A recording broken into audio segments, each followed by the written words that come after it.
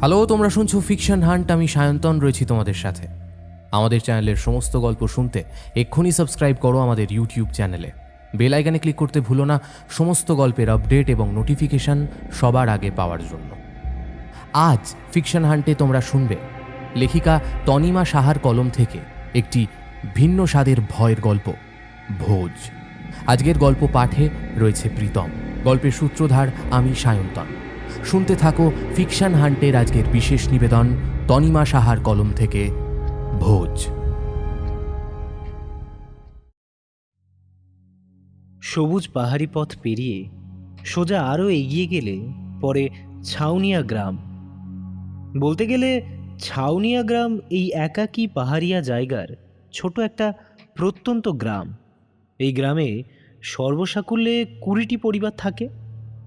পাহাড়ের পাদদেশে মুষ্টিমেয় কিছু পরিবার নিয়ে গড়ে উঠেছে এই পাহাড়ি গ্রাম। ছাউনিয়া গ্রামবাসীদের গ্রাম থেকে বেরোনোর খুব একটা প্রয়োজন পড়ে না, সব কিছুই তারা উৎপাদন করতে সক্ষম। তাই সচরাচর কেউ গ্রামের বাইরে যায় না। তবে অন্য কাজের সন্ধানে বা ড্রাইভারের কাজে কেউ কেউ শহরের দিকে যায়। ছাউনিয়া গ্রামের প্রাকৃতিক সৌন্দর্য এতটাই সুন্দর যে সেই সৌন্দর্যের টানে বিভিন্ন সময় দেশের বিভিন্ন জায়গা থেকে পর্যটকরা আসে।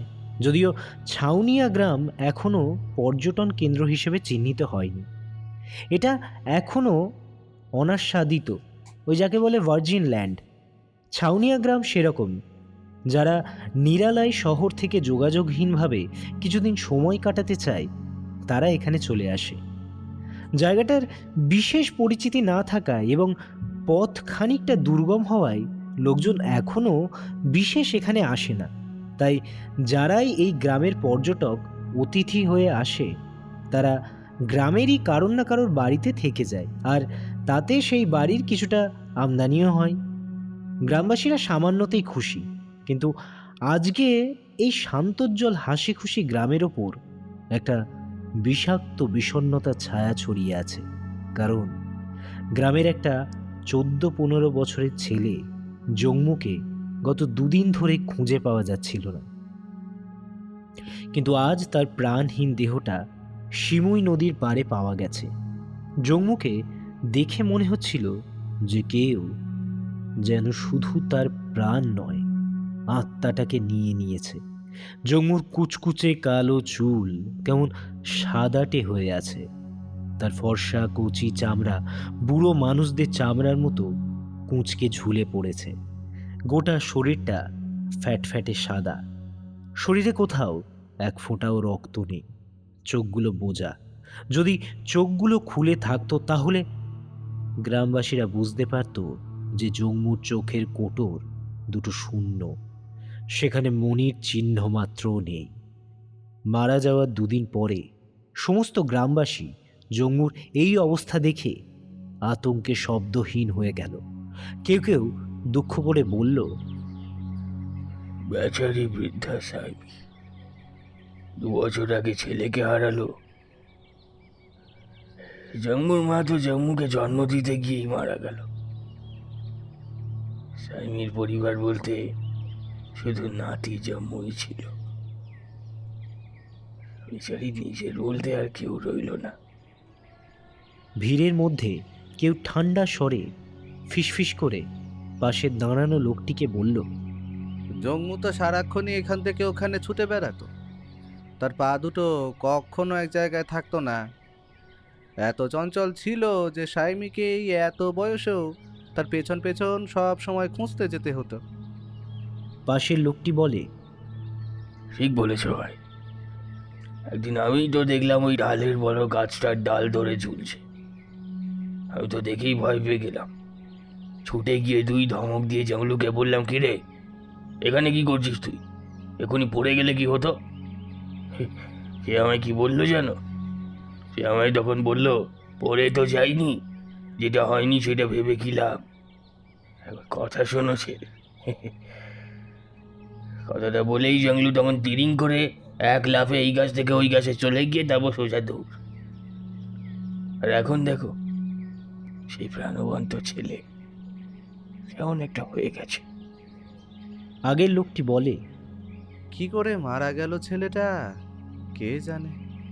পাশের লোকটি থরথরিয়ে কাঁপা কাঁপা স্বরে বলে, এত ভয়ঙ্কর মৃত্যু আমি কখনো শুনিনি, আর না কখনো দেখেছি।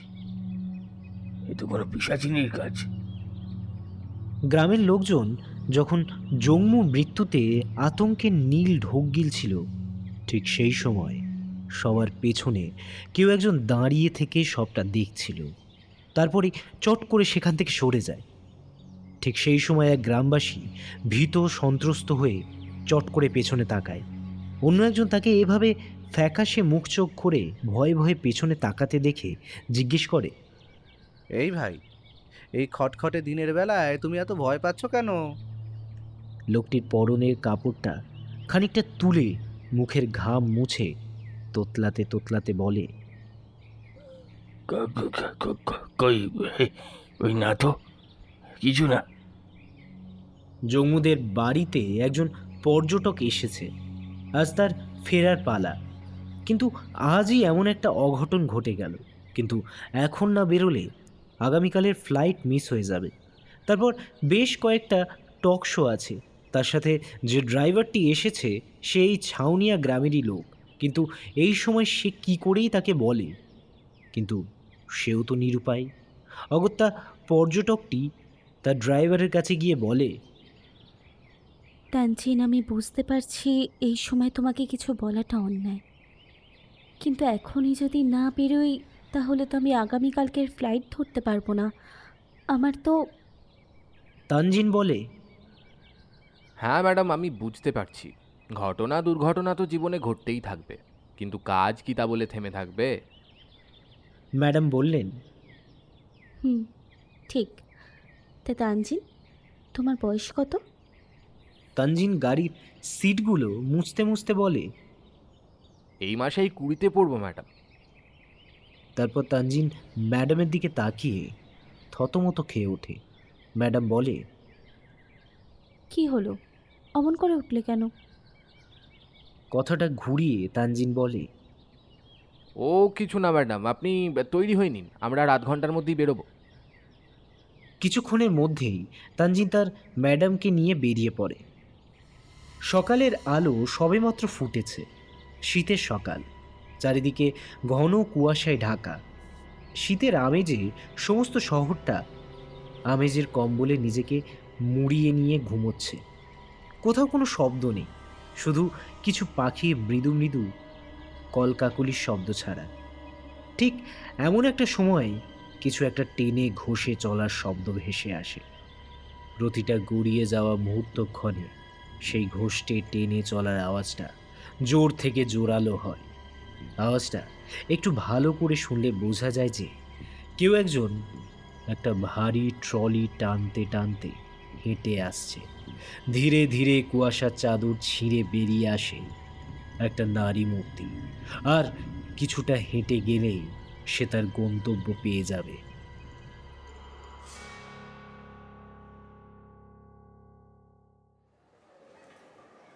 এয়ারপোর্টের ডিপার্চারে বসে আছেন বিখ্যাত মোটিভেশনাল স্পিকার মিস কৃষ্ণা রায়। বলতে গেলে একজন মহিলার এত কম সময়ে এতটা উন্নতি হয়তো সচরাচর দেখা যায় না। কৃষ্ণা মোবাইলটা বেজে ওঠায় সেটা হাতে নিয়ে দেখল তার অ্যাসিস্ট্যান্ট মলি ফোন করেছে। ফোনটা রিসিভ করতেই উপাস থেকে ভেসে আসে, হ্যালো ম্যাম। কৃষ্ণা বলে। হ্যাঁ, হ্যালো মলি, বলো। মলি বলে, ম্যাম, আপনি এয়ারপোর্টে ঠিকঠাক পৌঁছে গেছেন তো?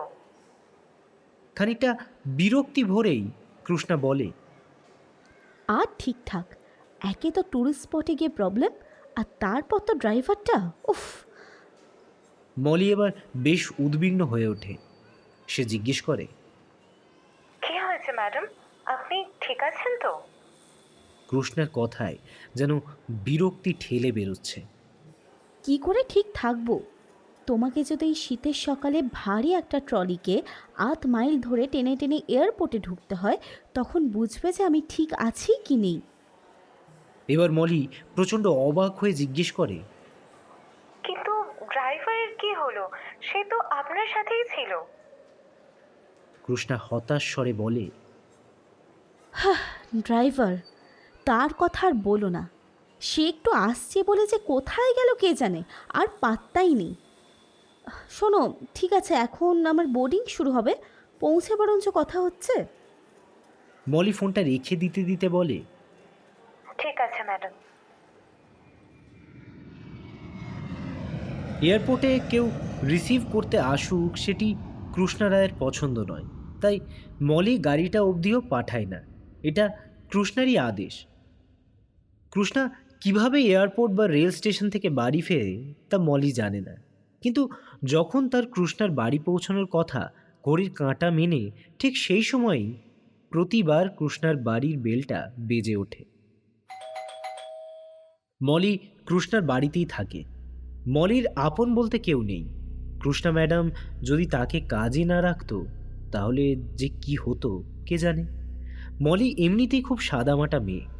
কৃষ্ণা যে তাকে কি দেখে কাজে নিয়েছে তা মলি আজও জানে না।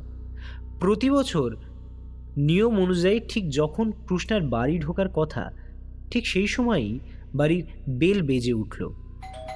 দরজা খুলতেই মলি দেখে সামনে কৃষ্ণা দাঁড়িয়ে আছে। গায়ের থেকে ঠিকরে দুতি বেরোচ্ছে। গায়ের চামড়া আগের চেয়েও বেশি টান টান। চোখ মুখের ঔজ্জ্বল্য যেন অনেকটাই বেড়ে গেছে। যেদিন কৃষ্ণা ছুটি কাটাতে বেরোচ্ছিল সেদিন কৃষ্ণাকে কেমন একটা বয়স্ক বয়স্ক লাগছিল। এটা অবশ্য প্রতিবারই হয়। ছুটি কাটাতে যাওয়ার আগের কৃষ্ণা আর ছুটি কাটিয়ে আসার পরের কৃষ্ণা সম্পূর্ণ আলাদা। অন্তত গত 2 বছর ধরে তো এইটাই দেখে আসছে মলি। মাঝে মধ্যে মলির মনে হয় শহরে বোধহয় কৃষ্ণা ম্যাডামের অক্সিজেন কম হয়ে যায়, তাই তিনি দুর্গম থেকে দুর্গমতর জায়গা ছুটি কাটাতে চলে যান। দরজা খুলে মলি কৃষ্ণার দিকে তাকিয়ে হাঁ হয়ে এটাই ভাবছিল। মলির হাঁ করা মুখ দেখে কৃষ্ণার মুখে চোখেতে একটা হাসি খেলে যায়, কিন্তু মুহূর্তেই সেই হাসি হারিয়ে মুখে বিরক্তি ফুটে ওঠে। উফ, দরজা আটকে দাঁড়িয়ে আছো কেন মলি? সরো সামনে থেকে। মলি উচ্ছ্বসিত হয়ে বলে, oh, I am really sorry. Sorry madam. আপনি আসুন, আসুন আপনি। রাস্তায় কোনো অসুবিধা হয়নি তো? কৃষ্ণা একটা তাচ্ছিলের হাসি দিয়ে বলে। আমার কি কখনো অসুবিধা হয়? মলি কিছু না বলে শুধু হাসে, তারপর বলে, তবে ম্যাম, একটা কথা না বলে না একদম থাকতে পারছি না। আপনাকে কিন্তু দারুণ লাগছে দেখতে। কে বলবে যে আপনি এতটা জার্নি করে এখানে এসেছেন? You are looking so pretty. Krishna একটা বাঁকা হাসি দিয়ে বলে, মেনটেন করতে জানতে হয় মলি, মেনটেন করতে জানতে হয়। যাই হোক, আমার অ্যাপয়েন্টমেন্ট কটায়? মলি চট করে ডায়েরিটা দেখে বলে, ওই তো ম্যাডাম, আর ওই 1.5 ঘন্টা পরে। সিঁড়ি দিয়ে ওপরে উঠে যেতে যেতে কৃষ্ণা বলে, ওকে, গিভ মি 10 মিনিটস। কৃষ্ণার বাড়িতে যারাই থাকে তাদের কিছু কিছু নিয়ম প্রচণ্ডভাবে মেনে চলতে হয়। যেমন কৃষ্ণা কাজ ছাড়া কোথায় যাচ্ছে, কি করছে বা কি খাবে, কেন বাইরে খেলো, এতক্ষণেও খায়নি কেন, ইত্যাদি বিষয় নিয়ে মাথা ঘামানো যাবে না। সবচেয়ে গুরুত্বপূর্ণ হলো যে কখনো কেউই দোতলায় উঠবে না, সবাইকে নিচতলায় থাকতে হবে। এই ধরনের অদ্ভুত শর্ত জানার পর অনেকেই কৃষ্ণার সাথে কাজ করতে চায় না। তবুও পৃথিবীতে তো কাজ করতে চাওয়া লোকের অভাব নেই। আর কৃষ্ণা যেমন দাপুটে মেজাজ তেমনই দাপুটে ব্যক্তিত্ব। তাই কেউ যদি কৃষ্ণার সাথে কাজ করতে চায় তাহলে সব শর্ত মেনেই কাজ করে। কৃষ্ণা ওপরে গেলে রান্নার মেয়ে দীপালি মলিকে ডেকে বলে, ম্যাডামকে কি ফ্রেশ লাগছে বল মলি। মলি একগাল হেসে বলে, তার বলতে আমাদের ম্যাডামের ব্যক্তিত্বটাই এমন, একদম যাকে বলে আই ক্যাচিং। রান্নার মেয়েটা কিছুটা পড়াশোনা জানে, কিন্তু অভাবে পড়ে রান্নার কাজ ধরে। সে একটু উৎফুল্ল হয়েই বলে, ঠিক বলেছিস রে, বেরোতে যাওয়ার আগে ম্যাডামকে কি ক্লান্তই না লাগছিল। ম্যাডামকে দেখে লাগছিল যেন হঠাৎ করেই ম্যাডামের বয়স বেড়ে গেছে। মলি গলাটা খাটো করে বলে, তা যা বলেছিস, প্রতিবারই তো এটাই হয়। যখনই ম্যাডাম কাজ করতে করতে নিস্তেজ হয়ে যান, তখনই কোথাও ঘুরতে চলে যান। ফিরে এসে আবার যেন ম্যাডামের 10 বছর কম হয়ে যায়। আচ্ছা, এই ম্যাডামের বয়স কত রে? দীপালি ঠোঁট উল্টে বলে, জানি না রে, তবে জানিস আমার না ম্যাডামকে বেশ রহস্যময় মনে হয়। মলি ঠোঁটের ওপর আঙুল রেখে বলে, শ্শ্, কি করছিস কি? আস্তে বল, ম্যাডাম শুনলে কিন্তু রক্ষে নেই। দীপালি বলে, ম্যাডাম তো এখন ওপরে, কি করে শুনবে বলতো? মলি বলে, জানি না, তবে একটা কথা ঠিক যে আমাদের ম্যাডামের মধ্যে কিছু তো একটা আছে যা সব থেকে আলাদা, different, out of the box, বুঝলি? দীপালি বলে, একদম, না হলে এত টক শো করা, ইয়ং ইউথকে এইভাবে মোটিভেট করা কি যার তার কাজ নাকি? হ্যাঁ, আমাদের ম্যাডাম সত্যিই বেস্ট। ওরা দুজন যখন কথা বলছিল ঠিক সেই সময় পেছন থেকে কৃষ্ণার গলা ভেসে আসে। কই মলি, সব ফাইল নিয়েছো? মলি সঙ্গে সঙ্গে তটস্থ হয়ে বলে, হ্যাঁ ম্যাডাম। কৃষ্ণা মলিকে তাড়া দিয়ে বলে, তাহলে চলো। জানোই তো আমি লেট করা পছন্দ করি না। ড্রাইভারকে বলেছো তো? মলি ঘাড় নাড়িয়ে বলে, হ্যাঁ ম্যাডাম, সে তো বাইরেই অপেক্ষা করছে। দীপালি ওদের চলে যাওয়ার দিকে তাকিয়ে থাকে। দুজনকে একসাথে দেখলেও ওর নজর শুধু কৃষ্ণার দিকে। মহিলাটি আদ্যপান্ত রহস্যে ঠাসা। সবটা না হোক, কিন্তু এই মহিলার কিছুটা রহস্য তো তাকে উদ্ধার করতেই হবে। ছোটবেলা থেকেই দীপালির উৎসাহটা একটু বেশি। যা দেখবে যা শুনবে তা সবটুকু শেষ পর্যন্ত না জানা শোনা পর্যন্ত তার যেন শান্তি হয় না।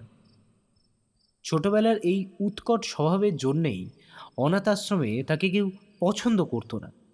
এখানে কাজ করতে এসে মলির সাথে বন্ধুত্ব হলো।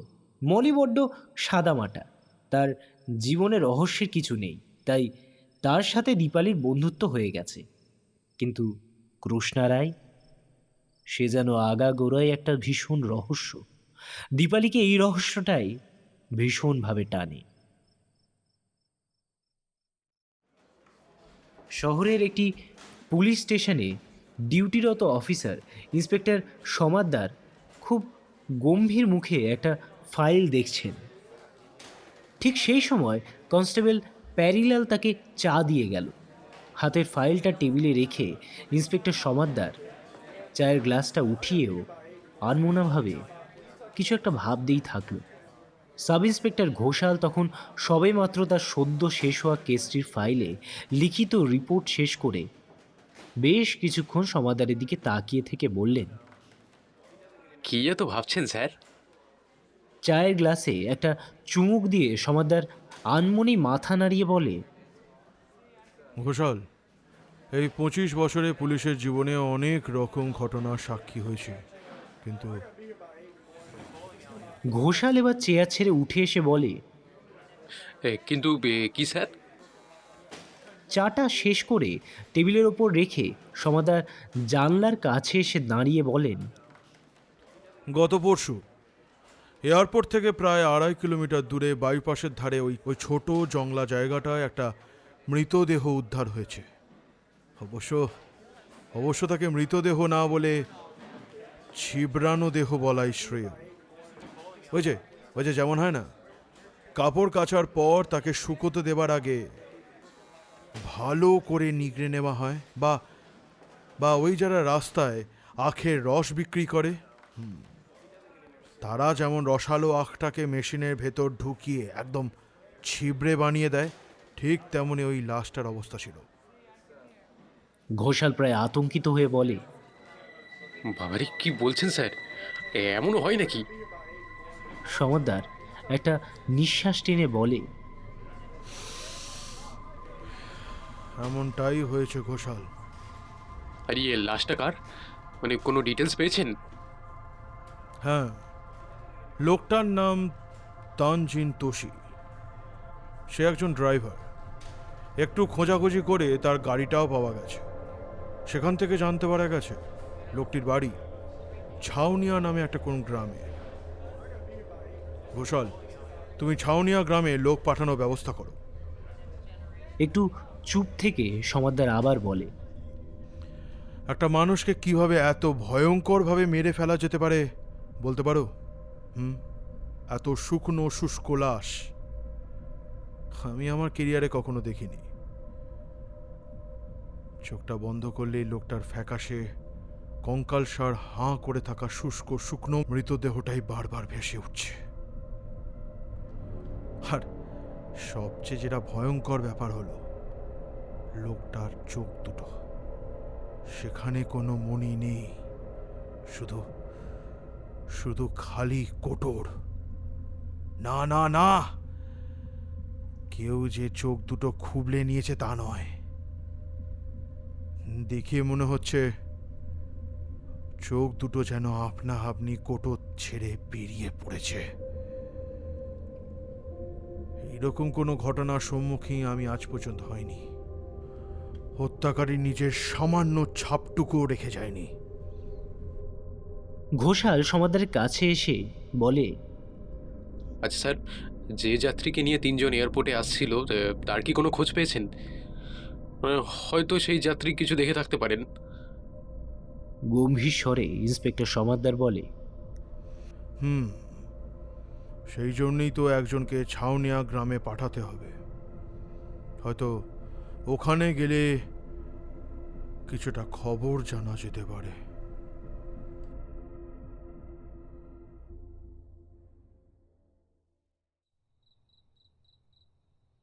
মলি আজ বড় ক্লান্ত হয়ে পড়েছে। কৃষ্ণার বাড়িতে তার জন্য একটা ঘর আছে, সেখানে মলি আর দীপালি থাকে। দীপালির জন্য আলাদা ঘর আছে, কিন্তু দিনের বেলাটা দীপালি ওই ঘরে থাকলেও রাতের বেলা মলির ঘরেই ঘুমোয়। মলি সবে ফ্রেশ হয়ে বিছানায় বসেছে, ঠিক সেই সময় বাইরে থেকে দীপালির আওয়াজ শোনা গেল। কিরে মলি, ঘুমিয়ে পড়েছিস? মলির একটু ঘুমই পাচ্ছিল, তবে দীপালির গলার আওয়াজ পেয়ে উঠে বসে সে বলে, না রে দীপালি, আয় না ভেতরে আয়। ঘরের পর্দাটা সরিয়ে দীপালি ঘরে ঢুকে বলে, ঘুমিয়ে পড়েছিস যে, খাবি না? মলি কাঁচুমাচু মুখ করে বলে, আসলে খিদে তো পেয়েছে, কিন্তু এত ঘুম পাচ্ছিল যে কি আর বলবো। একটু চুপ থেকে মলি বলে, আচ্ছা তুই খেয়েছিস কিছু? না রে, তোরা তো কেউ আসিসনি, তুই তাও তো খাওয়া দাওয়া করিস। তোর জন্য দুটো রাঁধতেও ভালো লাগে, কিন্তু ম্যাডাম তিনি তো প্রায় কিছুই খান না, শুধু শুধু অতগুলো টাকা দিয়ে আমাকে রেখেছেন। দীপালির গলায় উষ্মা ঝরে পড়ছে। মলি বোঝে সারাদিন এই একা বাড়িতে থাকাটা দীপালির জন্য কতটা কষ্টকর। দীপালি আসার আগে তো তারও তো এরকম একটা সময় গেছে। ম্যাডাম তো সেভাবে কোনো কথাই বলেন না, কাজ সেরে বাড়ি ফিরে সেই যে ঘরে ঢোকেন আর বেরোন না। সারাদিন তিনি যে কখন খাওয়া দাওয়া করেন তা মলি টেরই পায় না। সে মনে মনে ভাবে, ইস, যদি এক ফোঁটাও সে ম্যাডামের মতো হতে পারতো।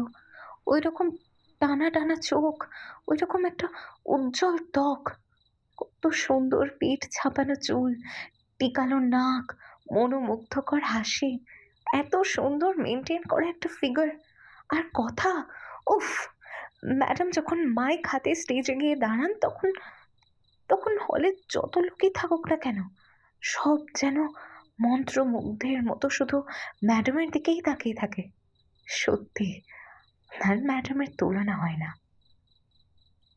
মলি প্রায়ই এসব কথা ভাবতে থাকে। খাওয়ার টেবিলে বসে মলিকে উদাসীন মুখে বসে থাকতে দেখে দীপালি বলে, কি এত ভাবছিস বলতো? একটু হেসে মলি বলে, কিছু না বিশেষ, হ্যাঁ আমি আসলে ম্যাডামের সম্পর্কে ভাবছিলাম। খাওয়া থামিয়ে একটু অবাক হয়ে দীপালি জিজ্ঞেস করে, ম্যাডাম সম্পর্কে কি ভাবছিলি আবার? খেতে খেতেই মলি বলে, উম, ভাবছিলাম যে আমাদের ম্যাডাম কত অন্যরকম, তাই না? মানে দেখ, একটু কোনো মেকআপ করে না, তাও জেল্লা একেবারে ফেটে বেরোয় যেন। কখনো জিম যান না, ব্যায়াম করেন না, তাও কি সুন্দর ফিগার। সত্যি ম্যাডামের উদাহরণ একমাত্র ম্যাডামই হতে পারেন, কি বলিস? মলির কথা শুনতে শুনতে দীপালির খাওয়া শেষ হয়ে এলো। এঁটো কাঁটা পরিষ্কার করতে করতে দীপালি বলে, আচ্ছা, তোর কখনো ম্যাডামের ওপর সন্দেহ হয়নি রে? মলিরও খাওয়া শেষ হয়ে এসেছিল। নিজের এঁটো থালাটা গোছাতে গোছাতে ভ্রু দুটো কুঁচকে মলি বলে, সন্দেহ? কেমন সন্দেহ? দীপালি রান্নাঘরের দিকে যাচ্ছিল, হঠাৎ থেমে পেছন ঘুরে বলল, ম্যাডামের এই অদ্ভুত আচার আচরণে তোর কোনো সন্দেহ হয় না? এত বড় একটা বাড়ি, অথচ কখনো ধুলো নোংরা হয় না। ম্যাডামের ওপরের ঘরেও যাওয়া নিষেধ। ম্যাডাম কখনো আমাদের সামনে খাওয়ার খান না। তারপরেও ম্যাডামের এত সৌন্দর্য। তুই ম্যাডামের বয়সের সম্পর্কে কিছু জানিস? আর দীপালিকে মাঝপথেই থামিয়ে মলি বলে, দেখ, আমিও তো চিন্তা টিন্তা করি না। ম্যাডাম ম্যাডামের মতো, আর আমি শুধু এইটাই জানি যে ম্যাডাম আছে বলেই আমি আর তুই আছি। তাই ম্যাডাম কি করছে না করছে তা নিয়ে অত মাথা ব্যথা নেই আমার। দীপালি বুঝতে পারে এই ম্যাডাম রহস্য তাকে একাই ভেদ করতে হবে, মলিকে সাথে পাবে না। তাই সে সঙ্গে সঙ্গে বলে, সেটা তুই ঠিকই বলেছিস।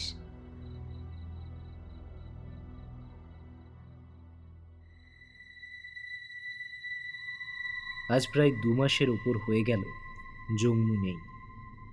বৃদ্ধা সাইমির আর দিন যেন কাটে না। ছাউনিয়া গ্রামে প্রতি বছরে কিছু পর্যটক আসে যারা একাকী নিরালায় পাহাড়ের কোলে মাথা রেখে কিছুদিন থাকতে চায়।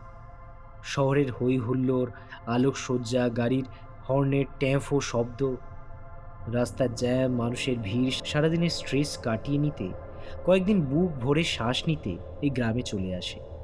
প্রথমে কে যে তাদের এই গ্রামটাকে আবিষ্কার করেছিল তা সাইমির মনে নেই। সেও তো কত বছর হয়ে গেল, কত ঘটনা ঘটে গেল এই চোখের সামনে, সব কি আর মনে আছে? সাইমি মাঝে মাঝে ভাবে সব তো সে ভুলেই যায়। তাহলে জম্মুর মৃত্যুটা সে কেন ভুলতে পারছে না? জম্মু যে আর ফিরবে না, এই কথাটাই সাইমির বিশ্বাস হয় না। তার এখনো মনে হয় এই বুঝি কোত্থেকে ধুলোবালি মেখে ঝুপ করে সাইমির পেছনে দাঁড়িয়ে মজা করে বলবে, ঠামঠাম আমি চলে এসেছি।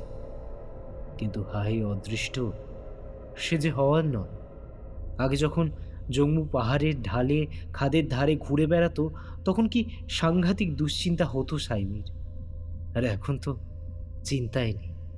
সমস্ত চিন্তার অবসান ঘটিয়ে সে চলে গেছে না ফেরার দেশে। জম্মু যে সাইমির প্রাণ ছিল, এই এত বয়সেও বেঁচে থাকার তার একমাত্র কারণ।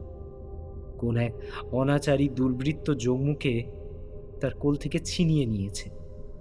সাইমির সারা দিন শুধু এই কথাই ভাবে আর চোখে জল ফেলে। আজও বাড়ির দাওয়ায় বসে এইসবই ভাবছিল। হঠাৎ হুঁশ ফিরল কারোর ডাকে। নমস্কার, আমার নাম কনস্টেবল কিশোরলাল চৌধুরী। আমি শহর থেকে আসছি। সাইমি একটু অবাক হয়ে তাকিয়ে থাকে, তবে প্রতি নমস্কার জানিয়ে সে বলে, আমি কিন্তু এখন থাকতে দেই না। কিশোরলাল তাড়াতাড়ি বলে ওঠে, এই না না, আমি কোনো পর্যটক নই। আমি এখানে এসেছি একটা কেসের ইনভেস্টিগেশনের জন্য। বৃদ্ধা সাইমি বুঝতে পারেন যে কিশোরলাল ঠিক কী বলতে চাইছে।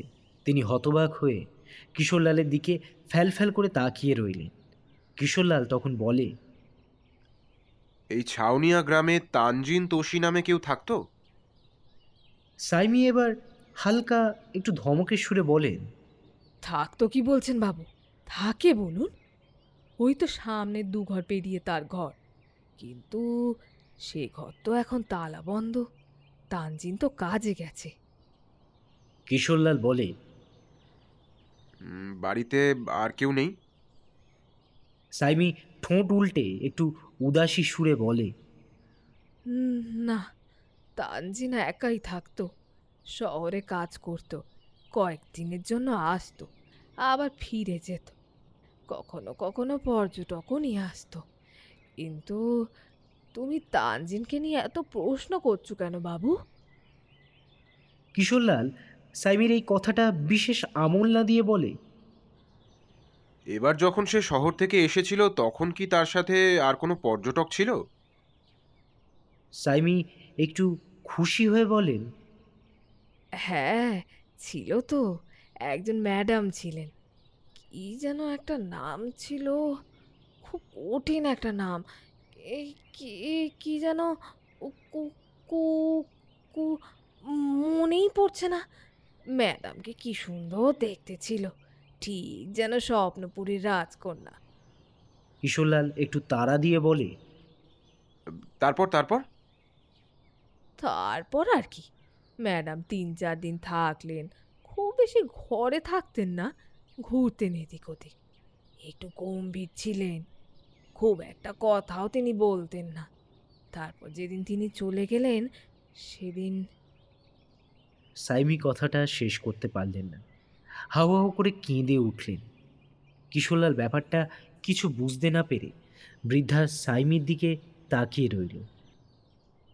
কিছু পরে নিজেকে একটু সামলে নিয়ে সেদিনের সব কথা কিশোরলালকে বলে, কিন্তু জম্মুকে কী অবস্থায় পাওয়া গিয়েছিল তা বলতে পারে না, কারণ গ্রামবাসীরা তাকে জম্মুর মৃতদেহ দেখতে দেয়নি। কিশোরলাল অন্যান্য গ্রামবাসী থেকে জম্মুর মৃতদেহের যা বিবরণ পেল তা শুনে এই পাহাড়ি শীতেও সে জবজবে ঘেমে উঠল। সঙ্গে সঙ্গে সে পকেট থেকে মোবাইলটা বার করে সমাদদারকে ফোন করতে চায়, কিন্তু দেখে সেখানে কোনো নেটওয়ার্কই নেই। পরক্ষণেই তার মনে পড়ে যে এই জায়গা তো শহরের সমস্ত যোগাযোগ কোলাহল থেকে বিচ্ছিন্ন, আর সেই কারণেই পর্যটকরা আসে এখানে। সঠিক ভাষায় যাকে বলে কিছুদিনের জন্য যোগাযোগ ছিন্ন হতে। কিন্তু এখন সে কি করবে? তাকে যে সমাদদার স্যারকে কথাগুলো বলতেই হবে। কিশোরলাল ভাবে যে তাহলে সে বরং এখনই বেরিয়ে যাক।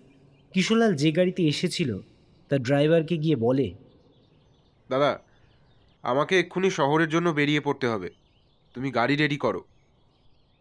ড্রাইভার সজোরে মাথা নাড়িয়ে বলে, না সাব, এখন তো ফেরা যাবে না, গাড়ি গরম হয়ে গেছে, তাছাড়া আর কিছুক্ষণের মধ্যেই সন্ধে নামবে, তখন গাড়ি চালানো যাবে না।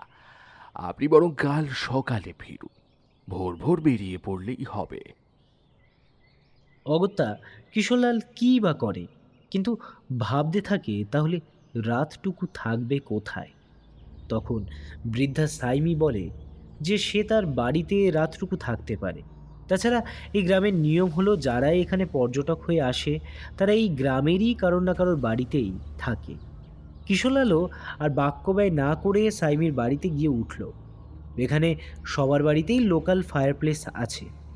ঘরের ভেতরে যদি আগুনের তাপ না থাকে তাহলে সকাল হতে হতে ঘরটা পুরো বরফ শীতল হয়ে যায়। কিশোরলাল এই ঠান্ডায় আর স্নান করল না। জামাকাপড় চেঞ্জ করে আগুনের আঁচের সামনে বসে কিছুটা আরাম পেল। হঠাৎ তার মাথায় একটা বুদ্ধি এলো। সে এখানে এসে যা যা জানতে পেরেছে সবটা গুছিয়ে ভয়েস রেকর্ড করে ইন্সপেক্টর সমাদদারকে পাঠিয়ে দিল। আগামীকাল সে কতক্ষণে শহরে পৌঁছাবে কে জানে, কিন্তু এখানের খবরটা যত তাড়াতাড়ি সমাদদার স্যারের কাছে পৌঁছাবে ততই ভালো।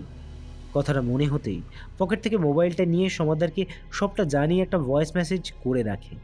বৃদ্ধা সাইমি কিশোরলালকে রাতের খাবার দেয়। পরের দিন অনেক সকালে উঠতে হবে, তাই কিশোরলাল তাড়াতাড়ি ঘুমিয়ে পড়ে। পরের দিন ড্রাইভার এসে সাইমির বাড়ি থেকে কিশোরলালকে তুলে নেয়। শহরের পথ যেতে যেতে কিশোরলাল বারবার ফোন দেখতে থাকে নেটওয়ার্ক জোনের জন্য, কিন্তু নেটওয়ার্ক যেন ধরা দিতেই চাইছে না।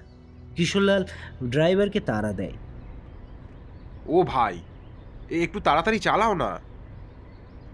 ড্রাইভার কিশোরলালকে শান্ত করায় বলে, সাব, এটা পাহাড়ি রাস্তা, দেখে শুনে সাবধানে চালাতে হয়, অত তাড়াতাড়ি করলে কি করে হবে বলুন তো।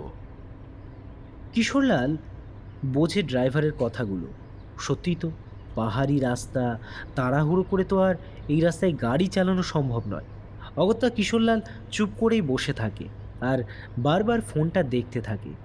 হঠাৎই কিশোরলালের দৃষ্টি পড়ে মোবাইলের ব্যাটারি ইন্ডিকেশনের দিকে।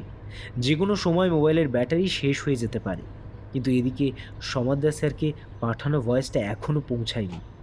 কিশোরলাল যখন এইসব চিন্তায় উদাসীন হয়েছিল, ঠিক তখনই গাড়িটা প্রচণ্ড জোরে শব্দ করে থেমে যায়। ড্রাইভার হঠাৎ ব্রেক কষায় কিশোরলাল ধাক্কা সামলাতে না পেরে সামনের দিকে পড়ে যাচ্ছিল। একটু সামলে নিয়ে সে ড্রাইভারকে ধমক দিয়ে বলে, এই কি করছো কি? এভাবে কেউ ব্রেক কষে? একে তো একটা খাদের ধার দিয়ে যাচ্ছি, সামনেই একটা বড় বাঁক। কিশোরলাল হয়তো আরও কিছু কথা বলতো, কিন্তু তাকে মাঝপথেই থামিয়ে ড্রাইভার বলে, আরে সাব, আমি কিছু করিনি, গাড়িটা নিজে থেকে ইঞ্জিন বন্ধ হয়ে গেল। কিশোরলাল এবার কিছুটা রেগে গিয়ে বলে, অপদার্থ সব। জানো যে আজ আমরা শহরে যাব, গাড়িটা যে ঠিকঠাক করে রাখবে সেই বুদ্ধি নেই। ড্রাইভার কিশোরলালকে আবার বোঝাতে চেষ্টা করে, না না, বিশ্বাস করুন সাব, আমি আজ সকালেই গাড়ির পেট্রোল, মোবিল, কার্বোরেটর সব চেক করেছি, সব তো ঠিকই ছিল। দাঁড়ান, আমি নেমে দেখছি কি হলো। কিশোরলাল গজগজ করতে করতে বললেন, হ্যাঁ তাই দেখো। কথাটা বলে গাড়ি থেকে নেমে দাঁড়ালো কিশোরলাল। কিশোরলাল বিগত 13 বছর ধরে পুলিশে চাকরি করছে। এই দীর্ঘ পুলিশি জীবনে নানান ঘটনার সাক্ষ্য হয়েছে। একজন সভ্য মানুষ যখন অপরাধের পথে পা বাড়ায়, তখন সে তার নৈতিকতা, মনুষ্যত্ব সব কিছুকেই নিজের হাতে গলা টিপে হত্যা করে। মানুষের বিভিন্ন পাশবিক রূপকে সে দেখেছে। মাঝে মাঝে প্রচণ্ড আতঙ্কিত হয়েছে এই মানুষগুলোর অমনুষ্যত্বের ভয়াবহতা দেখে। কিন্তু এই যে এখন যা সে শুনল, তাতে তো তার এটাই বারবার মনে হচ্ছে যে এই ধরনের হত্যা কি সত্যিই কোনো মানুষের পক্ষে করা সম্ভব? সত্যি কি কোনো মানুষ এতটা নৃশংস হতে পারে, নাকি এটা অন্য কারোর কাজ? কিন্তু কি সেটা? কি এমন হতে পারে যে বা যেটা একজন স্বাস্থ্যবান সজীব দুরন্ত বাচ্চা ছেলেকে এত ভয়ঙ্করভাবে হত্যা করেছে? আর তানজিন তোষি, সেও তো ঠিক সাইমির নাতি জম্মুর মতোই মারা গেছে। এই দুটো হত্যার ধরনও তো একই, কিন্তু মোটিভটাও একই। তাহলে তাহলে কি হত্যাকারীও একই? কিন্তু কে সে?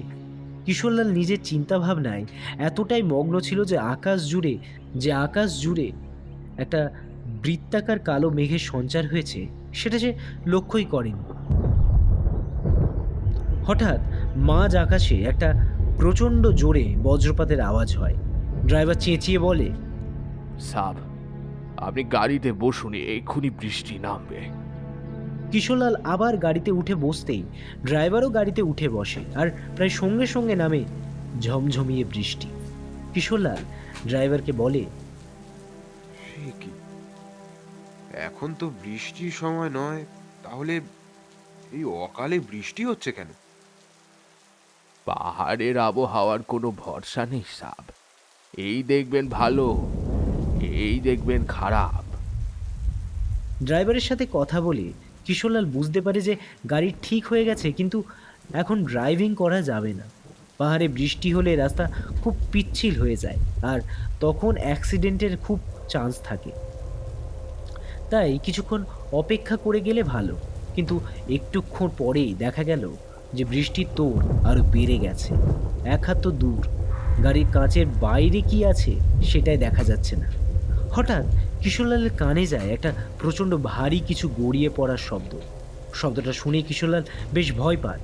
আতঙ্কিত হয়ে সে ড্রাইভারকে জিজ্ঞেস করে, এটা এটা কিসের শব্দ? ড্রাইভারের চোখ মুখ তখন ভয়ে নীল হয়ে গেছে। কাঁপা কাঁপা গলায় সে কোনো মতে বলে, সাব,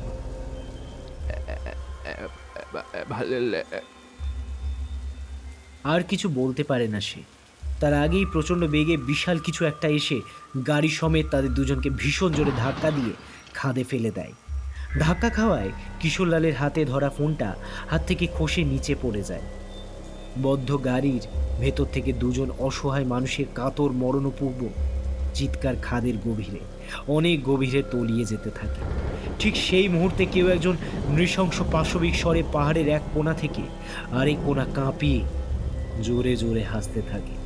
গাড়িটা নিচে তলিয়ে যেতে যেতে একটা সপাট পাথরে চাঁইয়ে সজোরে গিয়ে আঘাত লাগে। সঙ্গে সঙ্গে দাউ দাউ করে গাড়িতে আগুন জ্বলে ওঠে।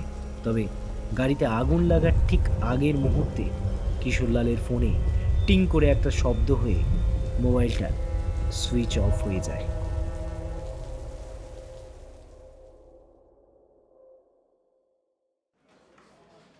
সকাল 11টা বাজে।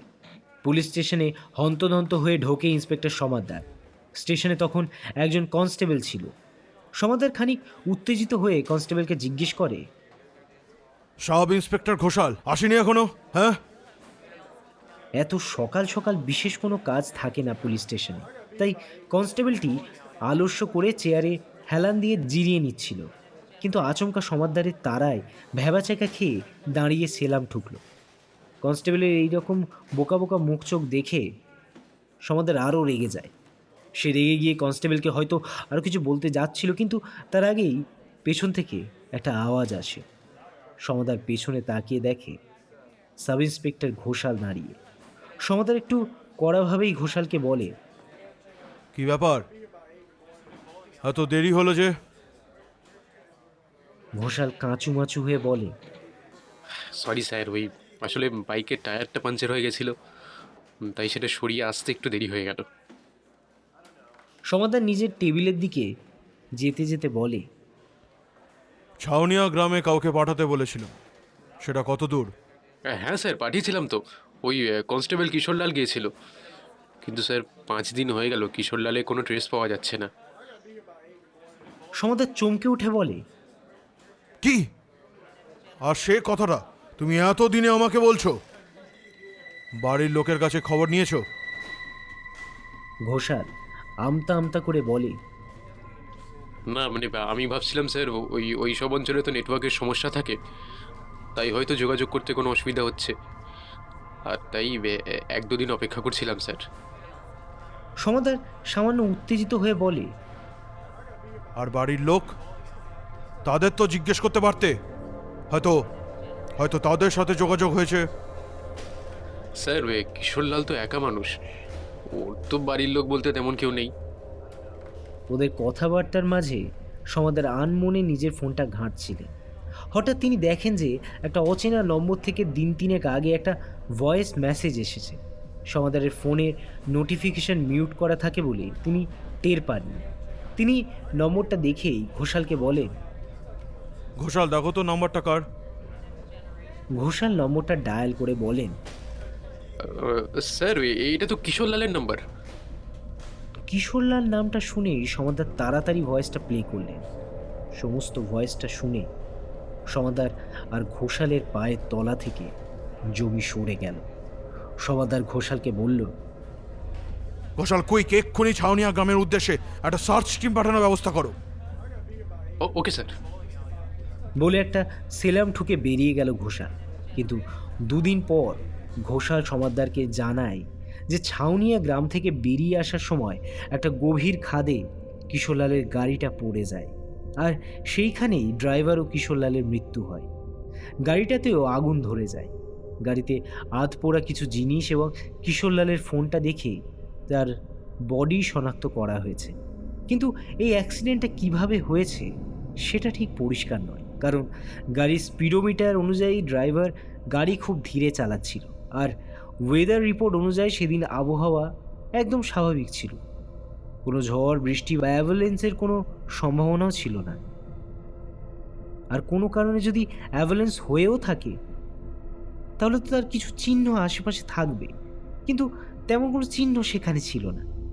সমাদ্দার আর ঘোষাল যখন এই বিষয়ে গভীর আলোচনা করছিলেন, ঠিক সেই সময় ব্যস্ত হয়ে একটি মেয়ে প্রায় ছুটতে ছুটতে পুলিশ স্টেশনে ঢোকে।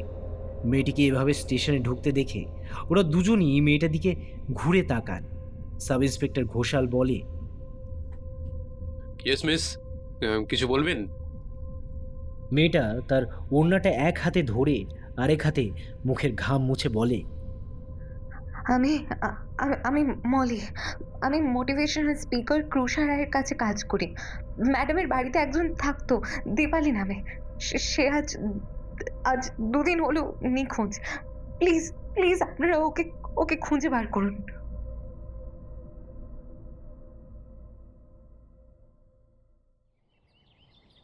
সকালের সময়টা মলির বরাবর খুব ভালো লাগে। চারিদিকে কি সুন্দর মিঠা মিঠা একটা রোদ। সেই রোদের কোনো ঝাঁঝালো তেজ নেই, আছে শুধু পরম শান্তি। মলি বেশ কিছুক্ষণ চুপ করে চোখ বন্ধ করে সেখানে দাঁড়িয়ে থাকে। মলি, কি হলো? কি করছো এখানে? পরিচিত একটা কণ্ঠস্বর শুনে মলি পেছনে তাকিয়ে দেখে যে ম্যাডাম এসে তার পেছনে দাঁড়িয়েছে। মলি খানিকটা আশ্চর্য হয়। এই 2 বছরে কখনো ম্যাডামকে এত সকালে উঠতে দেখেনি। ম্যাডামের দিকে ভালো করে তাকাতেই সে একটু চমকে ওঠে। ওটা কি ম্যাডামের মুখে? কৃষ্ণা মলিকে ওভাবে তাকাতে দেখে বলল, কি দেখছো? মনে হলো যে আপনার মুখের কাছে ওটা কি যেন একটা নড়ছিল, কিন্তু এখন তো কিছু দেখতে পাচ্ছি না। কৃষ্ণা একটু হেসে বলে, কই, কিচ্ছু লেগে নেই তো। ওটা তোমার চোখের ভুল হবে। হ্যাঁ ম্যাডাম, তাই হবে হয়তো। এই বলে মলি কোনো রকমের বিষয়টাকে সামাল দেয়। একটু চুপ থেকে সে বলে, ম্যাডাম, আপনি কি ব্রেকফাস্ট করবেন? কৃষ্ণা আকাশের দিকে তাকিয়ে একটু উদাসীন হয়ে উত্তর দেয়, হ্যাঁ।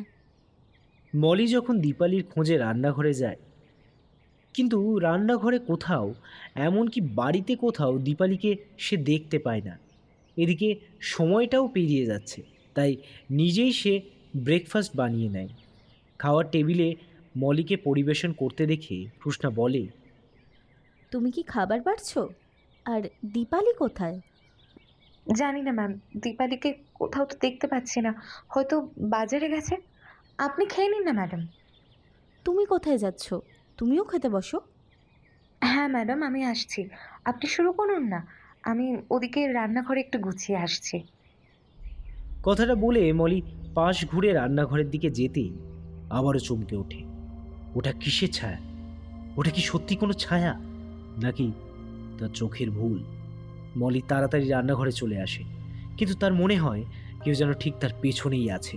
চকিতে পেছন ঘুরতেই মলি দেখে যে সেখানে কেউ নেই। মলির শরীরটা ঘাম ঘাম দিয়ে ওঠে।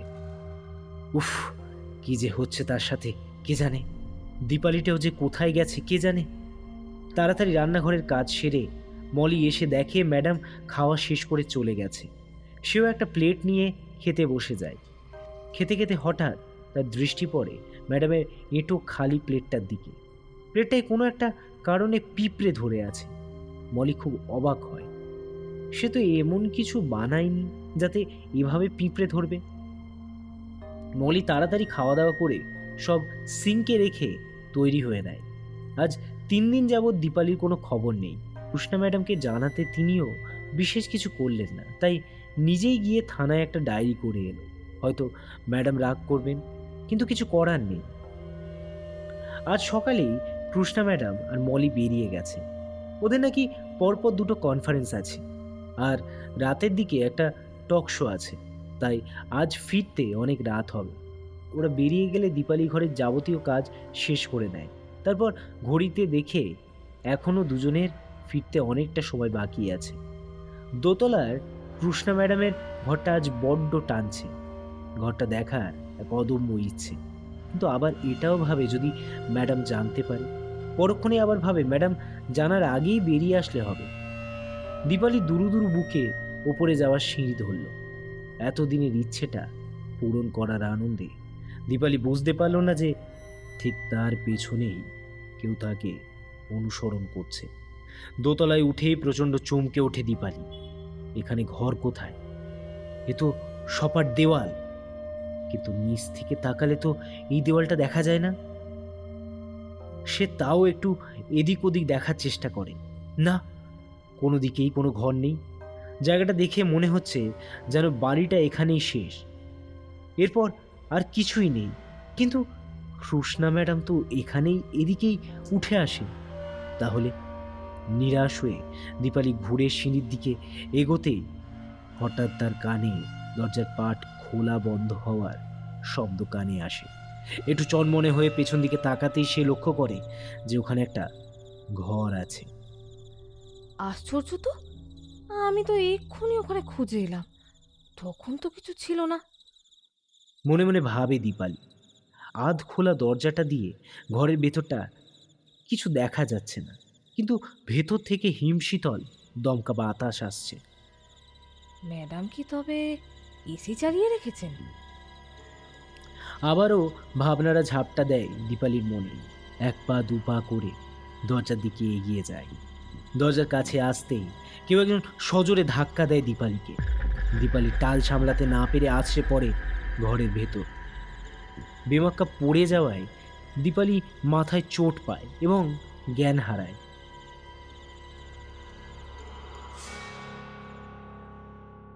মলি, মলি, মলি। কৃষ্ণা রায়ের আজ একটা টক শো আছে। কনফারেন্স থেকে বেরিয়ে কৃষ্ণা মলিকে কোথাও খুঁজে পাচ্ছিলেন না। তাকে কয়েকবার ডাকতেই মলি সামনে এসে দাঁড়ায়। মলি একটু ভয় ভয় নিয়েই বলে, ডাকছিলেন ম্যাডাম? হ্যাঁ, কোথায় ছিলে তুমি? মলি এবার একটু ভরসা পেয়ে বলে, এই তো ম্যাডাম, এখানেই ছিলাম। দীপালিকে ফোনে ধরার চেষ্টা করছিলাম, কিন্তু ও তো ফোনই ধরছে না। এত রাত হয়ে গেল, মেয়েটা খেয়েছে কিনা কে জানে। কৃষ্ণা এবার একটু রেগে গেলেন। তুমি কি দীপালির অ্যাসিস্ট্যান্ট, নাকি দীপালি একটা বাচ্চা মেয়ে যে নিজের খেয়াল রাখতে পারবে না? তুমি অন্যের খোঁজটা বন্ধ করে নিজের কাজটা ভালো করে করো। কৃষ্ণা ধমক খেয়ে ঘাবড়ে গিয়ে মলি বলে, আচ্ছা আচ্ছা ম্যাডাম। চোখটা খুলতেই কপালের কাছে একটা তীব্র যন্ত্রণা টের পায় দীপালি। এখনো সম্পূর্ণ জ্ঞানে আসেনি সে। একটা কেমন ঘোর লেগে আছে, মাথাটা ঝিম ধরে আছে। আস্তে আস্তে দীপালির আগের কথা মনে পড়ে।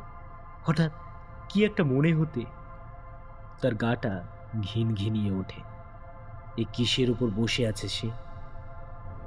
এত নরম স্যাঁতস্যাঁতে ঠান্ডা, আর সারা জায়গায় অদ্ভুত একটা পিচ্ছিল কিছু লেগে আছে।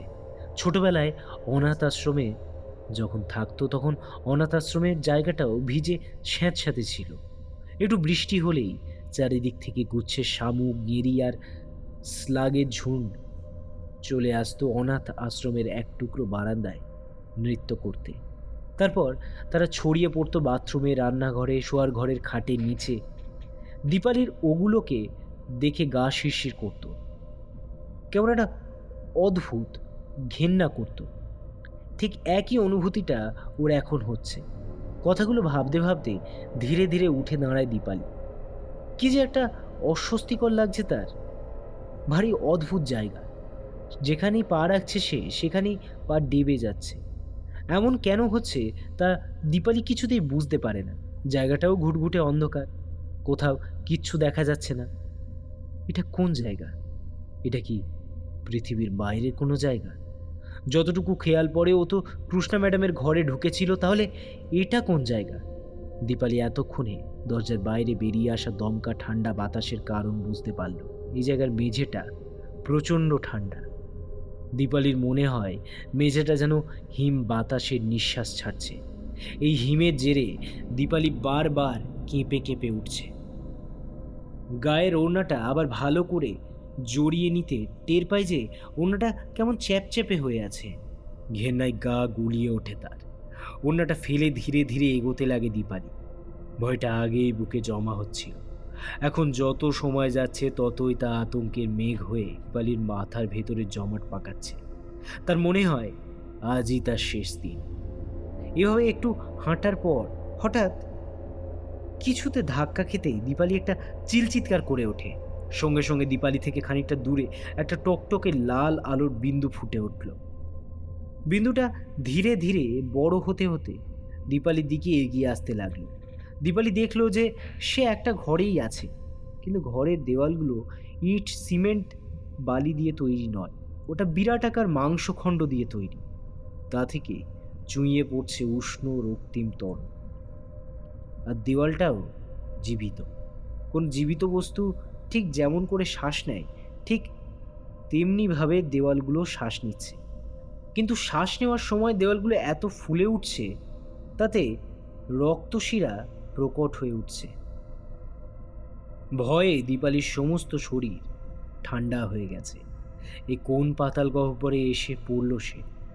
রুশনা ম্যাডামকে তাহলে কি সে কি আদৌ মানুষ নাকি কোনো পিশাচিনী? লাল আলো আর আবঝা আঁধারে দীপালি দেখতে পায় মেঝেতে যত্রতত্র ছড়িয়ে আছে নাড়ি ভুঁড়ির মতো লতানো পেঁচানো কিছু বিভৎস জীব, আর তাদের থেকে নিঃসারিত হচ্ছে কিছু পিচ্ছিল গলিত পদার্থ।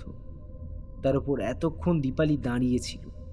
দীপালি আতঙ্কে দিশাহারা হয়ে একটা চিলচিৎকার দিয়ে ওঠে, ছুটে বেরোতে চায় এই বীভৎস ভয়ঙ্কর পুরী থেকে। কিন্তু না, সে এখনও নড়তে পারে না। এই আলো আঁধারি পরিবেশে তার দম বন্ধ হয়ে আসে। সে স্পষ্ট বুঝতে পারে কিছু একটা সর্পিল পিচ্ছিল জীবন্ত লড়ার মতো কিছু তার পা বেয়ে ওপরের দিকে উঠছে।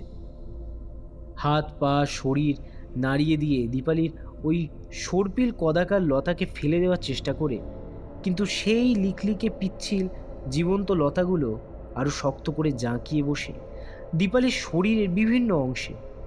ভয়ে আতঙ্কে দীপালিও প্রচণ্ড চিৎকার করে ওঠে, কিন্তু তার মুখ থেকে কোনো আওয়াজ বেরোয় না। সে বারবার চিৎকার করার চেষ্টা করে, কিন্তু একবারও তার মুখ থেকে এক ফোঁটা শব্দ বেরোয় না। দীপালি তবুও নিজেকে ওই বিকৃত লতাগুলো থেকে ছাড়ানোর চেষ্টা করে আরও একবার, কিন্তু পারে না। দীপালি দেখে ধীরে ধীরে লাল আলোটা একটা বিশ্রী নারী মূর্তির রূপ নেয়। নারী মূর্তিটির শরীরে কোনো আবরণ নেই, আর সারা শরীরে কোথাও কোনো রকম চামড়ার লেশমাত্র নেই। তার মাংসলো হাত দুটো অসম্ভব লম্বা, আর তা থেকে বেরিয়ে এসেছে ছুরির ফলার মতো ধারালো নখ, যা স্পষ্ট দৃশ্যমান। মূর্তিটির মুখটা কি ভয়ঙ্কর! চোখ দুটোতে মণি বলতে কিছু নেই, পুরোটাই সাদা, আর মুখ বলতে শুধু একটা ছোট গহ্বর, যা থেকে বেরিয়ে এসেছে অজস্র সূচালো দাঁত। মাথায় চুলের জায়গায় কিলবিল করছে অসংখ্য সর্পিল কীট। মূর্তিটা ধীরে ধীরে হাওয়ায় ভাসতে ভাসতে দীপালির ঠিক সামনে এসে দাঁড়ায়। আতঙ্কে তখন দীপালির চোখ মুখ বিস্ফারিত। মূর্তিটি দীপালির চারিদিকে ঘুরতে ঘুরতে তাকে ক্রুদ্ধ দৃষ্টিতে দেখতে থাকে। দীপালি থরথরিয়ে কাঁপতে থাকে। হঠাৎ মূর্তিটি দীপালির একদম কাছে এসে ঘষ্টে ঘষ্টে গেল। কি রে, তোর না খুব ইচ্ছে ছিল আমার রহস্য খোঁজার? এখন যে তোর খোঁজটাই আর কেউ পাবে না।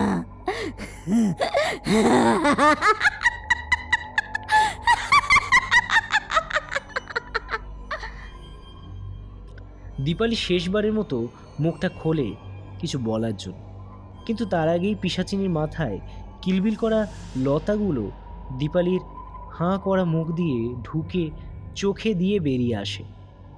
দীপালির গায়ে সেঁটে থাকা জীবন্ত লতাগুলো তার দেহ ভেদ করে প্রবেশ করে শরীরের ভেতরে। পিশাচিনী একে একে শুষে নিতে থাকে দীপালির যৌবন, জীবন, সুর, স্বর, পূর্ণ ঊর্জা, আত্মার দৃষ্টি। কিছুক্ষণ পরেই মেঝেতে লুটিয়ে পড়ে দীপালির শুকনো শুষ্ক শরীর।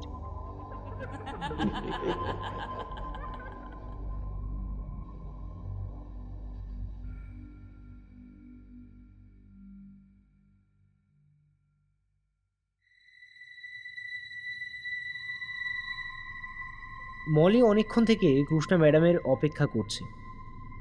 ম্যাডাম সেই যে কবে দাঁড় করিয়ে বাথরুমে যাবেন না বলে গেলেন, আর ফেরার নাম নেই।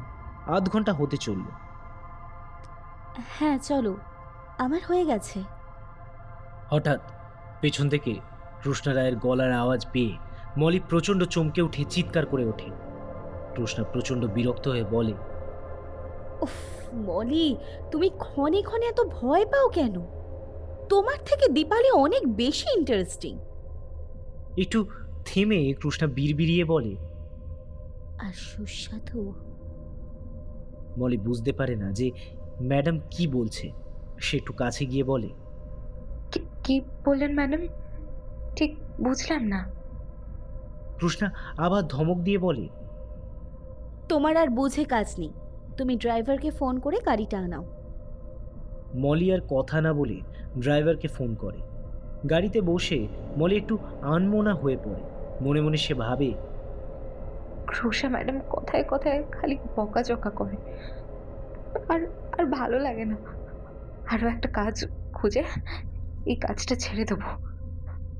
কথাগুলো ভাবতে ভাবতে তার চোখ ড্রাইভারের দিকে পড়তেই প্রচণ্ড চমকে ওঠে মলি। ড্রাইভারের মুখে ওটা কি লেগে আছে, লাল লাল জড়া পাকানো। কিন্তু পরক্ষণে দেখে কোথায় কি, ড্রাইভারের মুখে তো কিছুই লেগে নেই।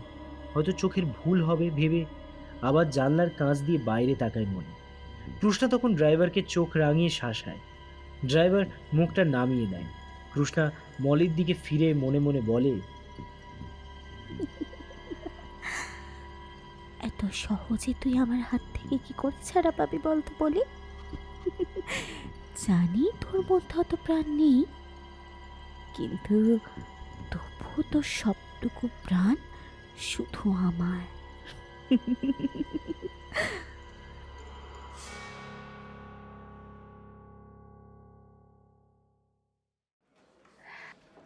ঘোষাল, ওই যে সেদিন মেয়েটা, কি যেন নাম, হ্যাঁ মনে পড়েছে, মলি। সে যে একটা মেয়ের নিখোঁজ হয়ে যাওয়ার ডায়েরি করে গেল, তার কিছু হাল ধরতে পারলে? এতদিন তো হয়ে গেল, ওপর থেকে খুব চাপ দিচ্ছে। একে তো কিশোর লালের অকস্মাৎ মৃত্যু, তারপর এয়ারপোর্ট থেকে 1.5 কিলোমিটার দূরে ড্রাইভার তঞ্জিন তোষের ওই ভয়ঙ্কর মৃতদেহ। ছাউনিয়া গ্রামে ঠিক একইভাবে মৃত্যু হয় 14 বছরের জঙ্গুর। এই এতগুলো মৃত্যু, আর এখন ওই মেয়েটার নিখোঁজ হওয়া, সব কিছুই কেমন একটা তালগোল পাকানোর ঘটনা। অথচ আমাদের হাতে কোনো ক্লু নেই। কি তাই তো? একটা ফাইল ঘাঁটতে ঘাঁটতে সমাদদার ঘোষালকে প্রশ্নটা ছুঁড়ে দেয়। ঘোষাল একটা অন্য কেসের রিপোর্ট লিখছিল। লেখা থামিয়ে মুখ তুলে বলে, হ্যাঁ, না স্যার, একটা অনাথ আশ্রমের ঠিকানা পেয়েছিলাম, কিন্তু যেখানে ছোটবেলায় মেয়েটা থাকতো, কিন্তু সেই জায়গাতেও ছেড়ে চলে এসেছে কয়েক বছর হলো। তারপর একটা হোটেলে কয়েকদিন রিসেপশনিস্টের কাজ করেছিল, কিন্তু বছরখানেক কাজ করে আবার বেপাত্তা। বোধহয় তারপরেই ওই কৃষ্ণা রায়ের এখানে কাজে ঢুকেছিল। সমাদদার ফাইলে কিছু একটা পড়ছিলেন। ঘোষালের মুখে কৃষ্ণা রায়ের নাম শুনে চকিতে ঘোষালের দিকে তাকিয়ে বললেন, হ্যাঁ, কি নাম বললে? ঘোষাল খানিক অবাক হয়ে বলে, কেন, কৃষ্ণা রায়? কথাটা বলা মাত্রই কিছু যেন মনে পড়েছে এমনভাবে ঘোষাল এভিডেন্স রুমের দিকে ছুটল। কিছু পরে একটা জিপার দেওয়া এভিডেন্স ব্যাগ নিয়ে এসে বলে, স্যার, এই নিন। সমাদার গ্লাভস পরে জিপার খুলে নিজের ফোনটা বার করে। সমাদারের এই ফোনেই যেহেতু কিশোরলাল শেষ মেসেজ করেছিল, তাই এটাকেও এভিডেন্স হিসেবে রাখা হয়েছে। সমাদার ফোন অন করে কিশোরলালের পাঠানো মেসেজটা আবার প্লে করে। পুরোটা অডিও ভালো করে শুনেই উত্তেজনায় সমাদার এবং ঘোষালের চোখ মুখ হাঁ হয়ে গেল। তারপর চোয়াল কঠিন করে সমাদার বলে, ঘোষাল কুইক, এক্ষুনি আমাদের বেরোতে হবে। কৃষ্ণা দোতলা থেকে সিঁড়ি দিয়ে নিচে নামতে নামতে হাঁক দেয়, মলি, মলি, মলি। মলি রান্নাঘর থেকে বেরিয়ে এসে বলে, হ্যাঁ ম্যাডাম, বলুন। কৃষ্ণা মলিকে দেখে একটা তাচ্ছিলের হাসি দেয়। মলির সেটা চোখ এড়ায় না।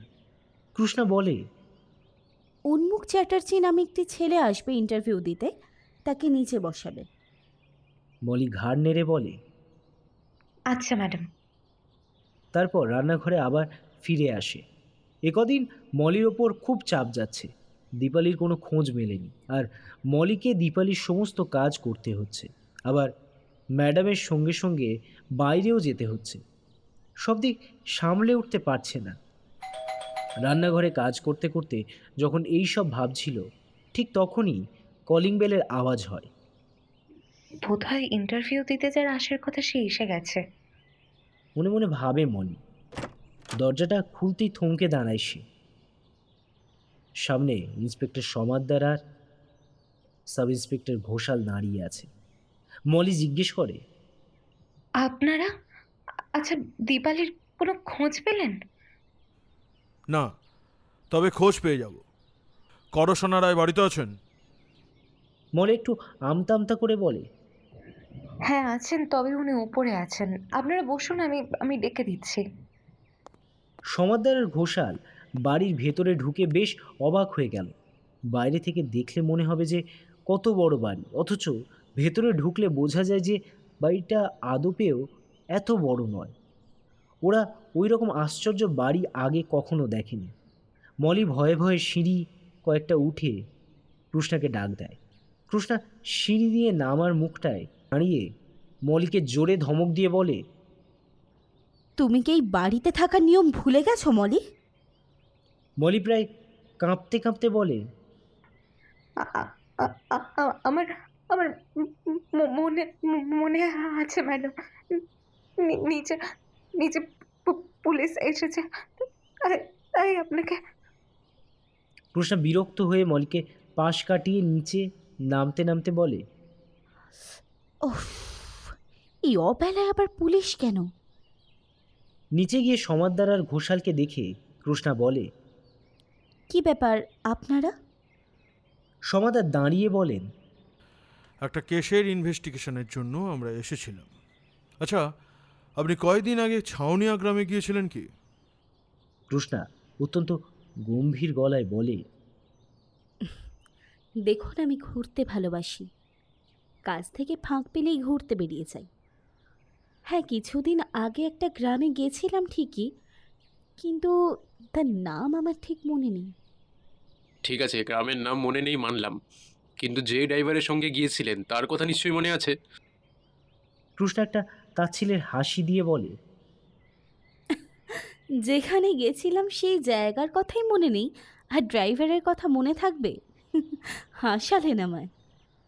বেশ, আপনার অবগতির জন্য জানিয়ে রাখি, সেই ড্রাইভারটা কিন্তু মারা গেছে। তাও যেদিন আপনার শহরে ফেরার কথা ছিল ঠিক সেই দিনই সে ভয়ঙ্করভাবে কিন্তু খুন হয়েছে। হ্যাঁ, তাও ঠিক আপনার ফ্লাইট ছাড়া 2 ঘন্টা আগে। আপনি যে ওই ফ্লাইটে শহরে ফিরেছেন সেটা কিন্তু আমরা প্যাসেঞ্জার লিস্ট থেকে দেখে নিয়েছি। ব্যাপারটা নেহাত কাকতালীয় না, তাই না কি? আচ্ছা, চলি। যদি আপনার কিছু মনে পড়ে তবে অবশ্যই জানাবেন। চলে এসো ঘোষাল। কথাগুলো বলে সমাদ্দার যেতে যেতে দরজা থেকে পেছন ঘুরে বললেন, আপনার হাউসমেট দীপালি, সেও তো নিখোঁজ। কি ব্যাপার বলুন তো মিস রায়? যেই খুন হচ্ছে বা নিখোঁজ হচ্ছে তার সাথে আপনার কোনো না কোনো কানেকশন থাকছে। বিষয়টা খুবই কিন্তু ইন্টারেস্টিং। কথাটা বলেই ঘোষালকে নিয়ে সমাদ্দার কৃষ্ণা রায়ের বাড়ি থেকে বেরিয়ে আসে। ও বেরিয়ে গেলে কৃষ্ণা মলির দিকে রক্তদৃষ্টি নিক্ষেপ করতে করতে দোতলায় উঠে যায়।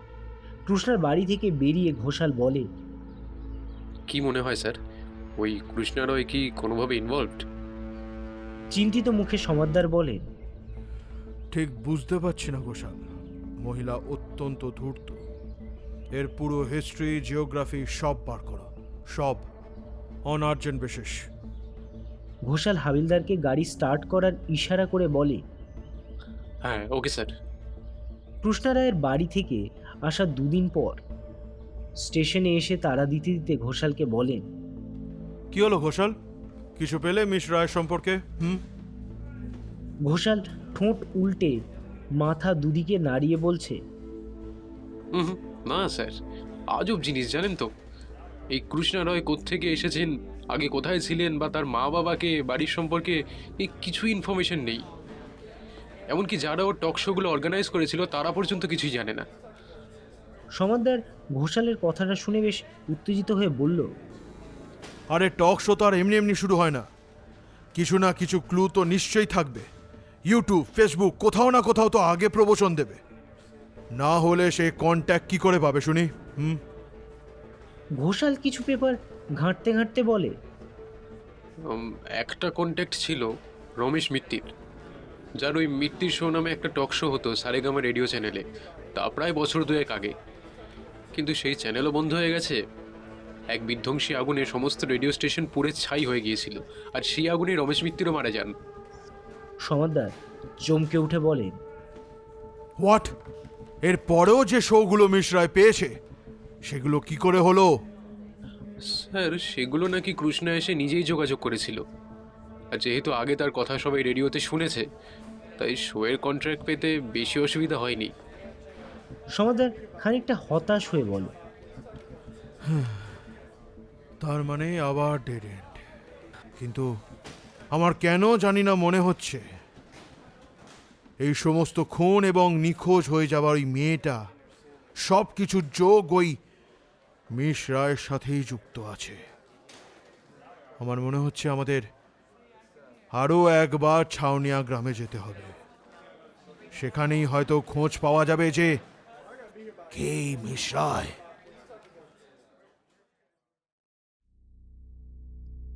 সময়টা 40-এর দশক।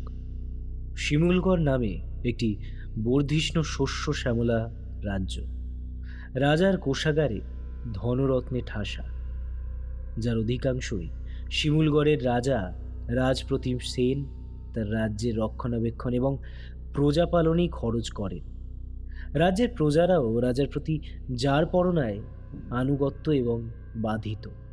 রাজ্যের চাষি জমিগুলো খুবই উর্বরা, জমি থেকে এত ভালো ফলন হয় যে প্রজাদের রাজত্ব দেওয়ার পরেও সারা বছর ধরে খাওয়ার মতো শস্য থেকে যায়। রাজ্যের চারিদিকে সুখ স্বাচ্ছন্দ্যের ছবি সহজেই চোখে পড়ার মতো, কিন্তু এমন সুখী রাজ্যের রাজা হয়েও রাজা রাজপ্রতিম সেনের মনে কোথাও শান্তি নেই। একটা ভীষণ দুশ্চিন্তা বিগত কয়েকদিন ধরে তাকে কুড়ে কুড়ে খাচ্ছে। ঘটনার চাঞ্চল্য এমনই যে তা শিমুলগড় রাজ্যের শান্তিপ্রিয় রাজ্যবাসীদের মনে প্রচণ্ড অস্থিরতা এবং আতঙ্কের সৃষ্টি করেছে। একদিন ফাঁকা সভাগৃহে সিংহাসনে বসে রাজা রাজপ্রতিম সেন হাতের তালুর ওপর মাথাটা ঝুঁকিয়ে কিছু একটা চিন্তা করছিলেন। সেই সময় শিমুলগড় রাজ্যের মন্ত্রী ধর্মধর চাটুর্যে এসে বলেন, কি এত ভাবছেন রাজামশাই? মন্ত্রীমশাইয়ের গলার স্বর শুনে রাজপ্রতিম কিছুটা স্বস্তি পান। উদাসী স্বরে তিনি বলেন, আপনি তো জানেন মন্ত্রী মশাই, আমার এই সুজলা সুফলা রাজ্যে কার যেন বিষ নজর পড়েছে। রাজ্যের বাইরে সীমান্তে ওই অসম্ভব ভয়ঙ্কর লাশটার কথাই আমি ভাবছি। এ কোন শয়তান, কোন পিশাচের নজর পড়লো আমার এই রাজ্যের ওপর? হ্যাঁ, কোনো পিশাচ নয়, এ হলো পিশাচিনী, কৃষ্ণনীলা পিশাচিনী। এরা অতি ভয়ঙ্কর। সভাগৃহের প্রবেশদ্বারে এক জলদ গম্ভীর আওয়াজ শুনে রাজপ্রতিম এবং ধর্মধর পেছন ঘুরতেই দেখেন যে একজন শুভ্র বসনা সৌম্যকান্তি, মুখে ঘন দাড়ি কিন্তু উজ্জ্বল ত্বক, বিশেষ দিবজ্যোতি প্রৌঢ় দাঁড়িয়ে আছেন। মুখে তার হাসি, সেই হাসিতে না আছে কোনো গ্লানি, না আছে কোনো দেশ, না আছে কোনো দম্ভ। এক অদ্ভুত প্রশান্তির ছোঁয়া রয়েছে এই হাসিতে। রাজা রাজপ্রতিম সিংহাসন ছেড়ে উঠে দাঁড়ান। করজোরে তিনি সেই সাধু বাসনা পুরুষের দিকে এগিয়ে এসে বলেন, আসুন ঋষিবর, আমার রাজ্যে আপনাকে স্বাগত জানাই। আপনি কে ঋষিবর? সেই সাধু বলেন, আমার নাম বৈষ্ণবায়ন। আমি একজন ব্রাহ্মমান সাধু মানুষ। রাজা মশাই, আপনাদের রাজ্যে যে ঘটনা হয়েছে সেই একই ঘটনা আশেপাশে আরো কয়েকটা রাজ্যে হয়েছে, আর এই ঘৃণ্য কাজটি করেছে পিশাচিনী। সে যেই সেই পিশাচিনী নয়, সে হলো কৃষ্ণলীলা পিশাচিনী। জীবিত মানুষের আত্মা, ঊর্জা, দৃষ্টিভোগী পিশাচিনী। এই পিশাচিনীর কবলে যেই পড়বে তার তো বাঁচার কোনো আশাই নেই। উপরন্তু সেই পিশাচিনী এমনভাবে সেই ব্যক্তির সব কিছু শোষণ করবে যে সে শুধু একটা শুষ্ক ছাই দিয়ে গড়া মানুষের মতো হয়ে যায়। তখন মরণোত্তর ক্রিয়া অনুসারে তাকে দাহ করাও সম্ভব হয় না। আর এতেই পিশাচিনীর শক্তি আরো বাড়তে থাকে। রাজপ্রতিম এবং ধর্মধর হাত জোর করে বৈষ্ণবায়ের সামনে হাঁটু গেড়ে বসে পড়ে। কাঁপা কাঁপা স্বরে রাজপ্রতিম বলেন, ঋষিবর, এই সাংঘাতিক পিশাচিনীর হাত থেকে আমাদের রক্ষা করুন, আমাদের রক্ষা করুন। আমার রাজ্যবাসী আমার সন্তান তুল্য, তাদের কোনো কষ্ট আমি দেখতে পাবো না ঋষিবর, কোনো কষ্ট না। এ যে বড় প্রাচীন শক্তি রাজামশাই, একে যে কেউ দমন করতে পারবে না। তবে আমি একে হয়তো কোথাও দূরে ঠেলে দিতে পারি, যেখানে সে ঘুমিয়ে থাকবে। কিন্তু আবার যেদিন তার খিদে জেগে উঠবে, সেদিন এই পিশাচিনীও আবার জেগে উঠবে, আবার শুরু করবে তার ধ্বংসলীলা। এরপর একটা শুভ তিথি দেখে বৈষ্ণবায়ন একটা শুদ্ধিকরণ যজ্ঞ করে সেই যজ্ঞ থেকে উষ্ঠিত পবিত্র জলকে শিমুলগড় এবং তার আশেপাশের সমস্ত রাজ্যে ছড়িয়ে দেওয়ার ব্যবস্থা করে। বৈষ্ণবায়ন কয়েকদিন শিমুলগড়ের অতিথি হয়ে রাজপ্রাসাদেই থেকে গেলেন। আশ্চর্যজনকভাবে এরকম আর কোনোদিন ওই রকম ভয়ঙ্কর লাশ শিমুলগড় বা তার আশেপাশের কোনো রাজ্যে দেখা যায়নি। কিন্তু রাজপ্রতিম সবসময় আতঙ্কে থাকতেন যে এই বুঝি সেপা এসে কোনো লাশের খবর দেবে। আজ সকালেই সমাদ্দার এবং ঘোষাল ছাউনিয়া গ্রামে এসে পৌঁছেছে। তারা মোবাইলে ফটো দেখিয়ে প্রায় প্রত্যেক গ্রামবাসীকে জিজ্ঞেস করেছে কৃষ্ণা রায় সম্পর্কে। সবাই কৃষ্ণা রায়ের ছাউনিয়া গ্রামে উপস্থিত থাকার কথা স্বীকার করেছে। তবে ওরা এও বলেছে যে কৃষ্ণা এই পাহাড়ি গ্রামে ঘুরতে এলেও একবেলার জন্য সে ঘর থেকে বেরোয়নি, শুধু ঘরেই থেকেছে। কৃষ্ণা সম্পর্কে এই তথ্যটা সমাদ্দারকে ভাবিয়ে তোলে। সমাদ্দার আর ঘোষাল এখনো পর্যন্ত পাওয়া বিভিন্ন তথ্যগুলোর একসাথে করে আলোচনা করতে করতে খাদের পাড়ে শিমুই নদীর পাড়ে আসে, যেখানে জম্মুর শুষ্ক চামড়ার মতো দেহটা পাওয়া গিয়েছিল।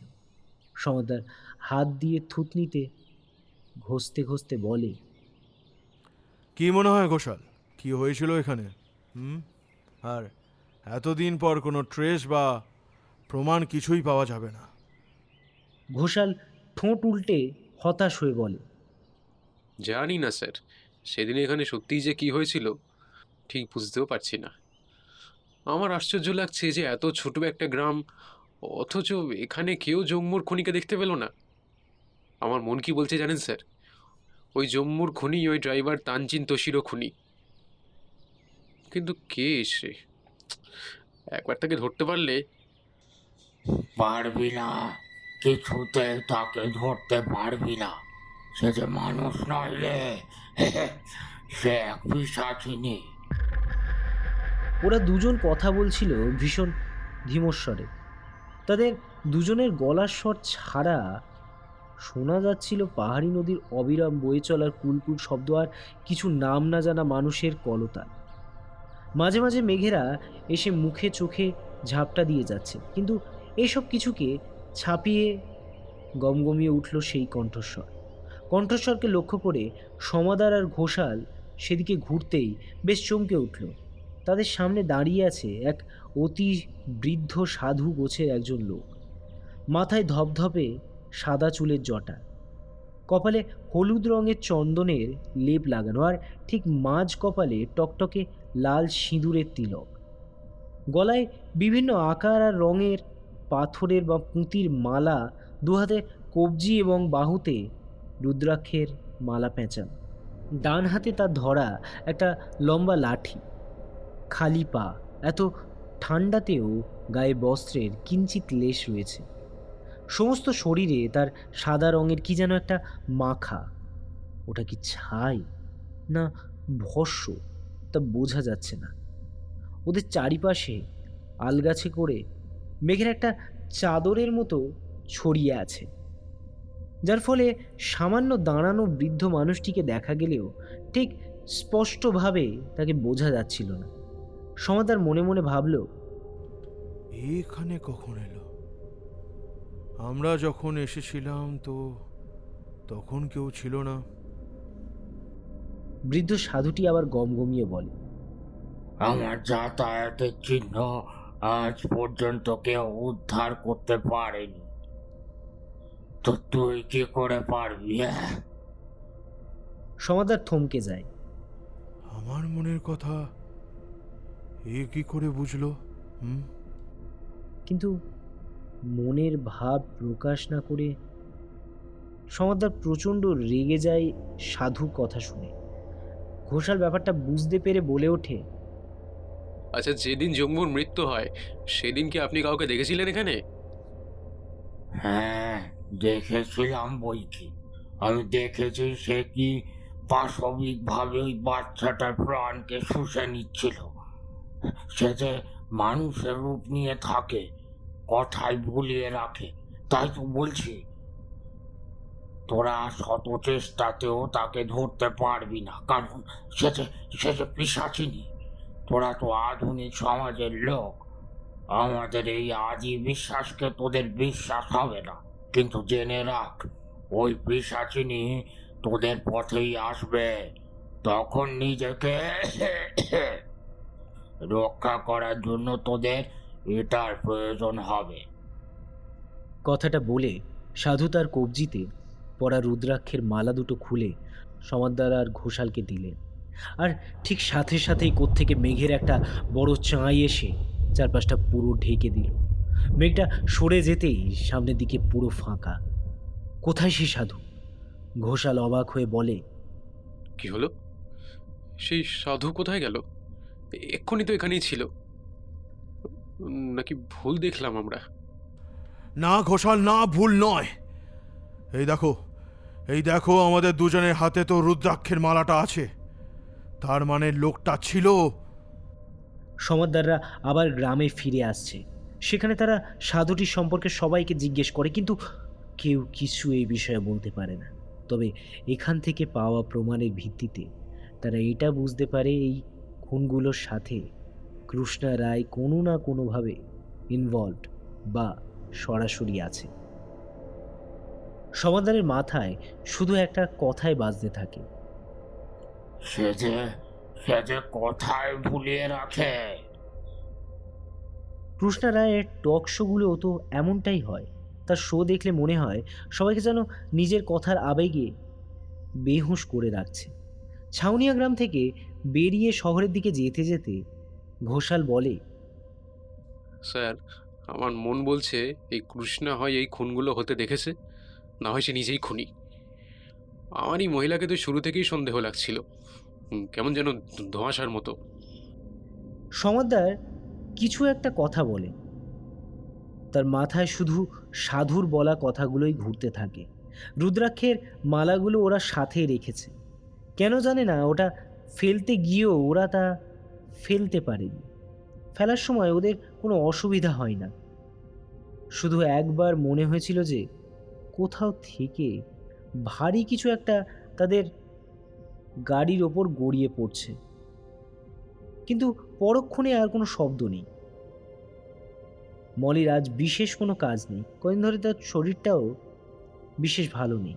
ম্যাডাম একটা কাজে শহরের বাইরে গেছেন, আগামীকাল চলে আসবেন। এর মধ্যে উন্মুখ চাটুর্যে নামে একটি ছেলে ম্যাডামের কাছে নিযুক্ত হয়েছে। সে এখন ম্যাডামের অ্যাপয়েন্টমেন্টগুলো সামলাচ্ছে। মলি সেদিন দেখলো ও ম্যাডামের মুখের একটা দিকে চামড়াটা কেমন কুঁচকে কালো হয়ে গেছে। মাথার ঘন কালো চুলেও কোথাও কোথাও পাক ধরেছে। ম্যাডামকে সে কথা বলতেই কি সাংঘাতিক রেগে গেলেন। বললেন, মাথাতে তো বুদ্ধি নেই, এখন বুঝি চোখ দুটোও গেছে? সব সময় ভুলভাল দেখছো? এটা ঠিক যে কদিন ধরেই মলি কিসব আজব আজব জিনিস দেখছে। যেমন সে দেখছে যে ম্যাডামের হাত দুটো হঠাৎ ভীষণ লম্বা হয়ে গেছে এবং তা থেকে চাকুর ফলার মতো ধারালো নখ বেরিয়ে আছে, বা ম্যাডামের ফুলগুলো পাল্টে গিয়ে কেমন লম্বা লম্বা হিলহিলে লিকলিকে সর্পিল লতার মতো হয়ে গেছে। মলি আতঙ্কে চিৎকার করে উঠতেই দেখে আবার সব স্বাভাবিক। সে কি তবে পাগল হয়ে যাচ্ছে, তাই এত ভুলভাল দেখছে? এই তো পরশু দিনই তো যেমন আবার ভুল দেখলো যে ম্যাডামের মুখটা কেমন ছুঁচালো হয়ে গেছে, আর সেখান থেকে বেরিয়ে আসছে অজস্র তীক্ষ্ণ রাইটার। কিন্তু পরক্ষণেই আর কিছু মনে নেই। মলি এখন আর চিৎকার করে না, কারণ চিৎকার করার শক্তি তার মধ্যে নেই। পৃথিবীর কোনো এক প্রান্ত দুই বিকৃতিকার অবয়ব অপার্থিব স্বরে একে অপরের সাথে কথা বলছে। আপনার শক্তি কমে আসছে পিশাচ মহারানী। পিশাচিনী ঘ্যাস ঘ্যাসে স্বরে বলে, বুঝতে পারছি, আমার শীঘ্রই একটা ভোজ প্রয়োজন। বিকৃতাকার অবয়বটি বলে, মেয়েটি। পিশাচিনী গর্জে বলে, ছ্যা, ওই মেরে মলি, ওটা থেকে একটু ঊর্জা টেনে নিতেই কেমন নেতিয়ে পড়েছে, আর ও কিনা দেবে আমাকে শক্তি। বিকৃতাকার অবয়বটি আবার বলে, তাহলে ছেলেটি? পিশাচিনী এবার প্রচণ্ড চিৎকার করে বলে, তোর কাজ শুধু আমার বাহন চালানো, তুই সেটাই কর, আর কাকে আমি ভোজ করব সেটা আমি ঠিক করব। বিকৃতাকার অবয়বটি ভয় পেয়ে বলে, ভুল হয়ে গেছে পিশাচ রানী, আর হবে না। ম্যাডাম সেই কখন এসেছেন, এতক্ষণ কি করছেন কে জানে। যাই গিয়ে জিজ্ঞেস করে নি, তিনি যদি কিছু খান। কথাটা ভেবে মলি এক পা করে দোতলায় উঠে আসে। দোতলায় উঠতেই দেখে একটা ঘরের দরজা হাট করে খোলা। ঘরের সামনে দাঁড়াতেই সে দেখে কৃষ্ণা ম্যাডাম দরজা থেকে পেছন ঘুরে দাঁড়িয়ে আছেন। মলি দুর্বল স্বরে বলে, ম্যাডাম আপনি আসতে বলেছিলেন? পেছন ঘোরা অবস্থাতেই কৃষ্ণা বলে, আসো মলি, ভেতরে আসো, তোমার অপেক্ষাই তো করছিলাম। মণি ভেতরে ঢুকতেই প্রচণ্ড আওয়াজ করে ঘরের দরজাটা বন্ধ হয়ে যায়। ভয়ে মলি পেছনে তাকিয়ে আবার সামনে তাকিয়ে তোতলাতে বলে, ম্যাডাম। মলির পুরো কথাটা শেষ হয় না। সামনে ঘুরেই মলি দেখে তার সামনে কৃষ্ণা ম্যাডাম নয়, বরং তার মতো দেখতেই একটা রাক্ষসে অবয়ব দাঁড়িয়ে আছে। মলি চিৎকার করার জন্য মুখটা খুলতেই কৃষ্ণীলার শরীর থেকে একটা তীক্ষ্ণ পিচ্ছিল সর্পিল লতা হিলাইং করে মলির মুখে ঢুকে যায়, আর কৃষ্ণলীলা তৃপ্তি ভরে নিঃশ্বসিত করতে থাকে মলির শেষ স্পন্দনটুকু। কিছুক্ষণের মধ্যেই মেঝেতে পড়ে থাকে মলির শুষ্ক চামড়ার মৃতদেহ। কৃষ্ণীলা একটা জোরে ফুঁ দিতেই তা হাওয়ায় মিলিয়ে যায়, আর সাথে সাথেই কৃষ্ণীলা এক পাশবিক হাড় হিম করা অট্টহাসিতে ফেটে পড়ে।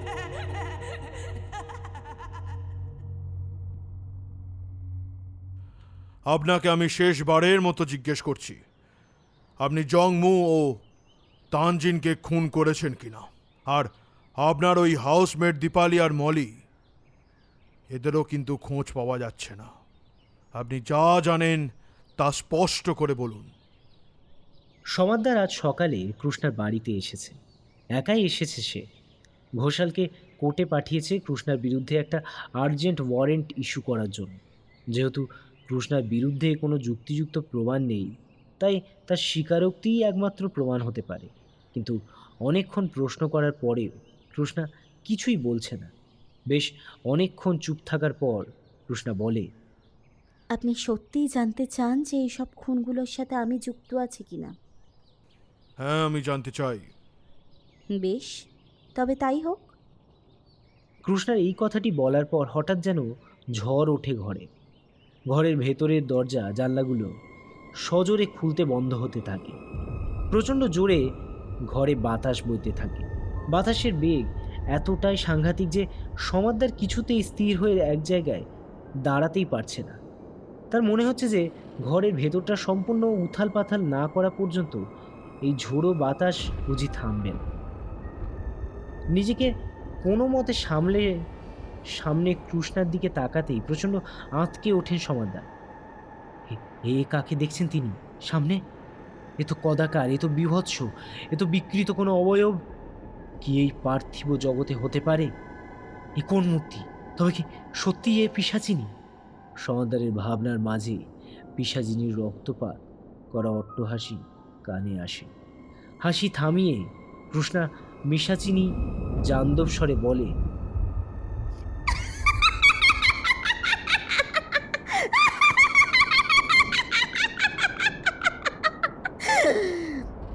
কি খুব শখ ছিল না খনিকে জানার? হ্যাঁ, আমি মেরেছি জম্মুকে, তানজিনকে, কিশোরলাল আর ওই ড্রাইভারকেও আমি মেরেছি। দীপালি, মলি, এদের সবাইকে আমি মেরে আমার বোঝ বানিয়েছি। আর কতজনকে মেরে তাদের শরীর, প্রাণ, দৃষ্টি আর ঊর্জাকে ভোজ বানিয়ে খেয়েছি তার হিসাব নেই। আর এখন তোকে ভোজ বানাবো। তোর মধ্যে প্রচুর প্রচুর প্রাণ শক্তি,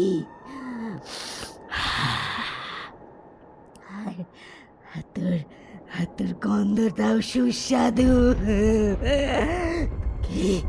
তোকে ভোজ হিসাবে নিলে আমার বেশ কয়েকটা দিন চলে যাবে।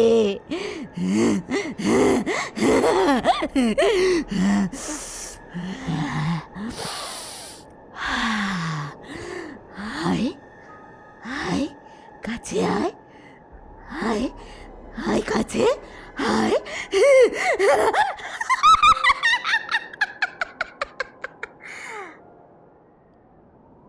সমাদদার এক পা করে পিছোতে আনমনে পকেটে লুকানো রুদ্রাক্ষের মালাটা শক্ত করে ধরে সজোরে ছুঁড়ে দেয় পিশাচিনীর দিকে।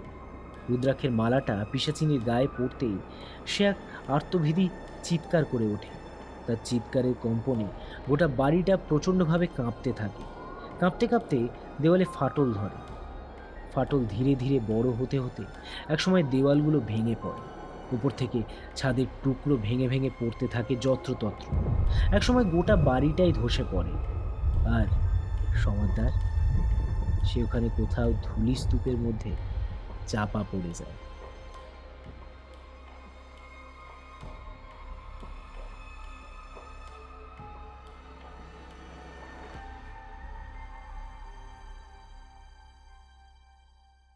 এখন কেমন লাগছে স্যার?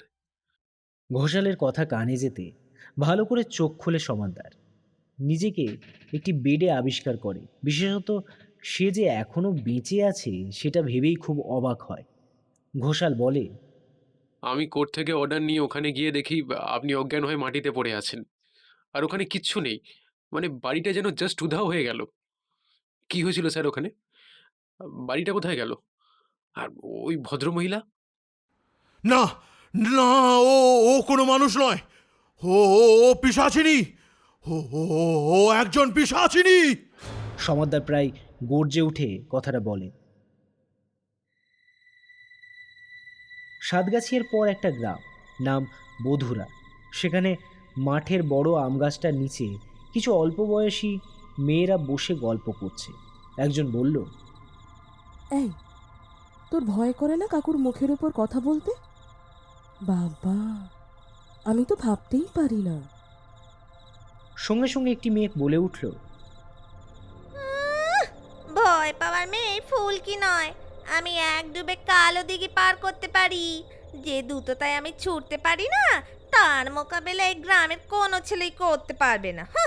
আর গাছে উঠতে তো জবাব নেই, জানি। উফ, এই কথাগুলো শুনতে শুনতে আমার কান ব্যথা হয়ে গেল একেবারে। একটু দূর থেকে মেয়েগুলোর কথাবার্তা শুনে একজোড়া ক্রূর ও নির্দয় চোখ আদিম হিংস্রতায় ভরে উঠল। মনে মনে সে ভাবল, আজ রাতের ভোজটা তাহলে ভালোই হবে। রাত তখন 1টা। রাতের অন্ধকারে স্পষ্ট বোঝা যাচ্ছে একটা মেয়ে খুব ধীর পদে হেঁটে যাচ্ছে সামনের ওই বড় বাড়িটির দিকে। ঘোড়াচ্ছন্নের মতো একটা গেটের সামনে এসে দাঁড়ালো মেয়েটি। আকাশে গুরু গুরু মেঘ ডাকছে। হঠাৎই আকাশে একটা তীব্র আলো সহযোগে ভীষণ গর্জনের সাথে বিদ্যুৎ চমকে উঠল। সেই আলোতে দেখা গেল গেটের উপর লেখা আছে বধুরা ফ্রি ওয়ার্কশপ। গেট ঠেলে মেয়েটি বাড়ির ভেতরে ঢুকল। এসে গেছো ফুলকি? এক কুটিল বক্র হাসি রেখা লেগে থাকলো কৃষ্ণা রায়ের মুখে। ফুলকি ঘোরের মধ্যে বলল, আপনি ডাকলেন আর আমি কি না এসে পারি? তাহলে তুমি তৈরি তো ফুলকি? ফুলকি কোনো উত্তর না করে শুধু মাথা নাড়ালো। এক ঝটকায় খুলে নিল কৃষ্ণা নিজের মুখোশ। কুচকানো ফ্যাকাশে চামড়া, বিকৃত দেহাবয়ব, অসম্ভব লম্বা দুটো সুতীক্ষ্ণ নখযুক্ত হাত, কোটরগত চোখ আর মাথায় সর্পির লতা জড়ানো বিভৎস নারকীয় অবয়ব নিয়ে কৃষ্ণা এগিয়ে আসতে লাগলো ফুলকির দিকে।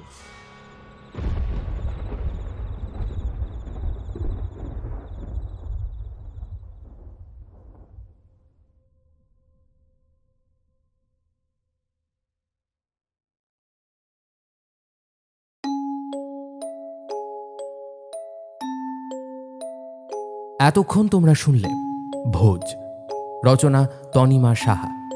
আজকের গল্প পাঠে ছিল প্রীতম, গল্পের সূত্রধার আমি সায়ন্তন। অন্যান্য চরিত্রে আমার সাথে ছিল আর্য, শঙ্খ, সুপ্রজা, তৃষা, রুবিনা, ঋদ্ধি, নীল, সৌম্যদীপ, প্রীতম, মৌপিয়া এবং সৃষ্টি। এই গল্পের শব্দ সংযোজন, আবহ সঙ্গীত ও স্পেশাল এফেক্টসে ছিল ডি টিউন প্রোডাকশন। গল্পের নাট্যরূপ নির্মাণ দিশানি। এই গল্পের প্রচ্ছদ নির্মাণ করেছে শুভদীপ ব্যানার্জি। কেমন লাগলো আজকের গল্পটা? যদি ফিকশন হান্টের আজকের গল্পটা তোমাদের ভালো লেগে থাকে অবশ্যই ভিডিওটিকে একটি লাইক করে দিও, চ্যানেলটা সাবস্ক্রাইব করতে ভুলো না, বেল আইকনে ক্লিক করে দিও সমস্ত গল্পের আপডেট এবং নোটিফিকেশন সবার আগে পাওয়ার জন্য। আগামী পর্বে আবার তোমাদের সাথে দেখা হবে আরও একটা নতুন এবং দুর্দান্ত গল্পের সাথে। সবাই ভালো থেকো, সুস্থ থেকো আর ফিকশন হান্ট শুনতে থেকো। দেখা হচ্ছে আগামী পর্বে। নমস্কার, শুভরাত্রি।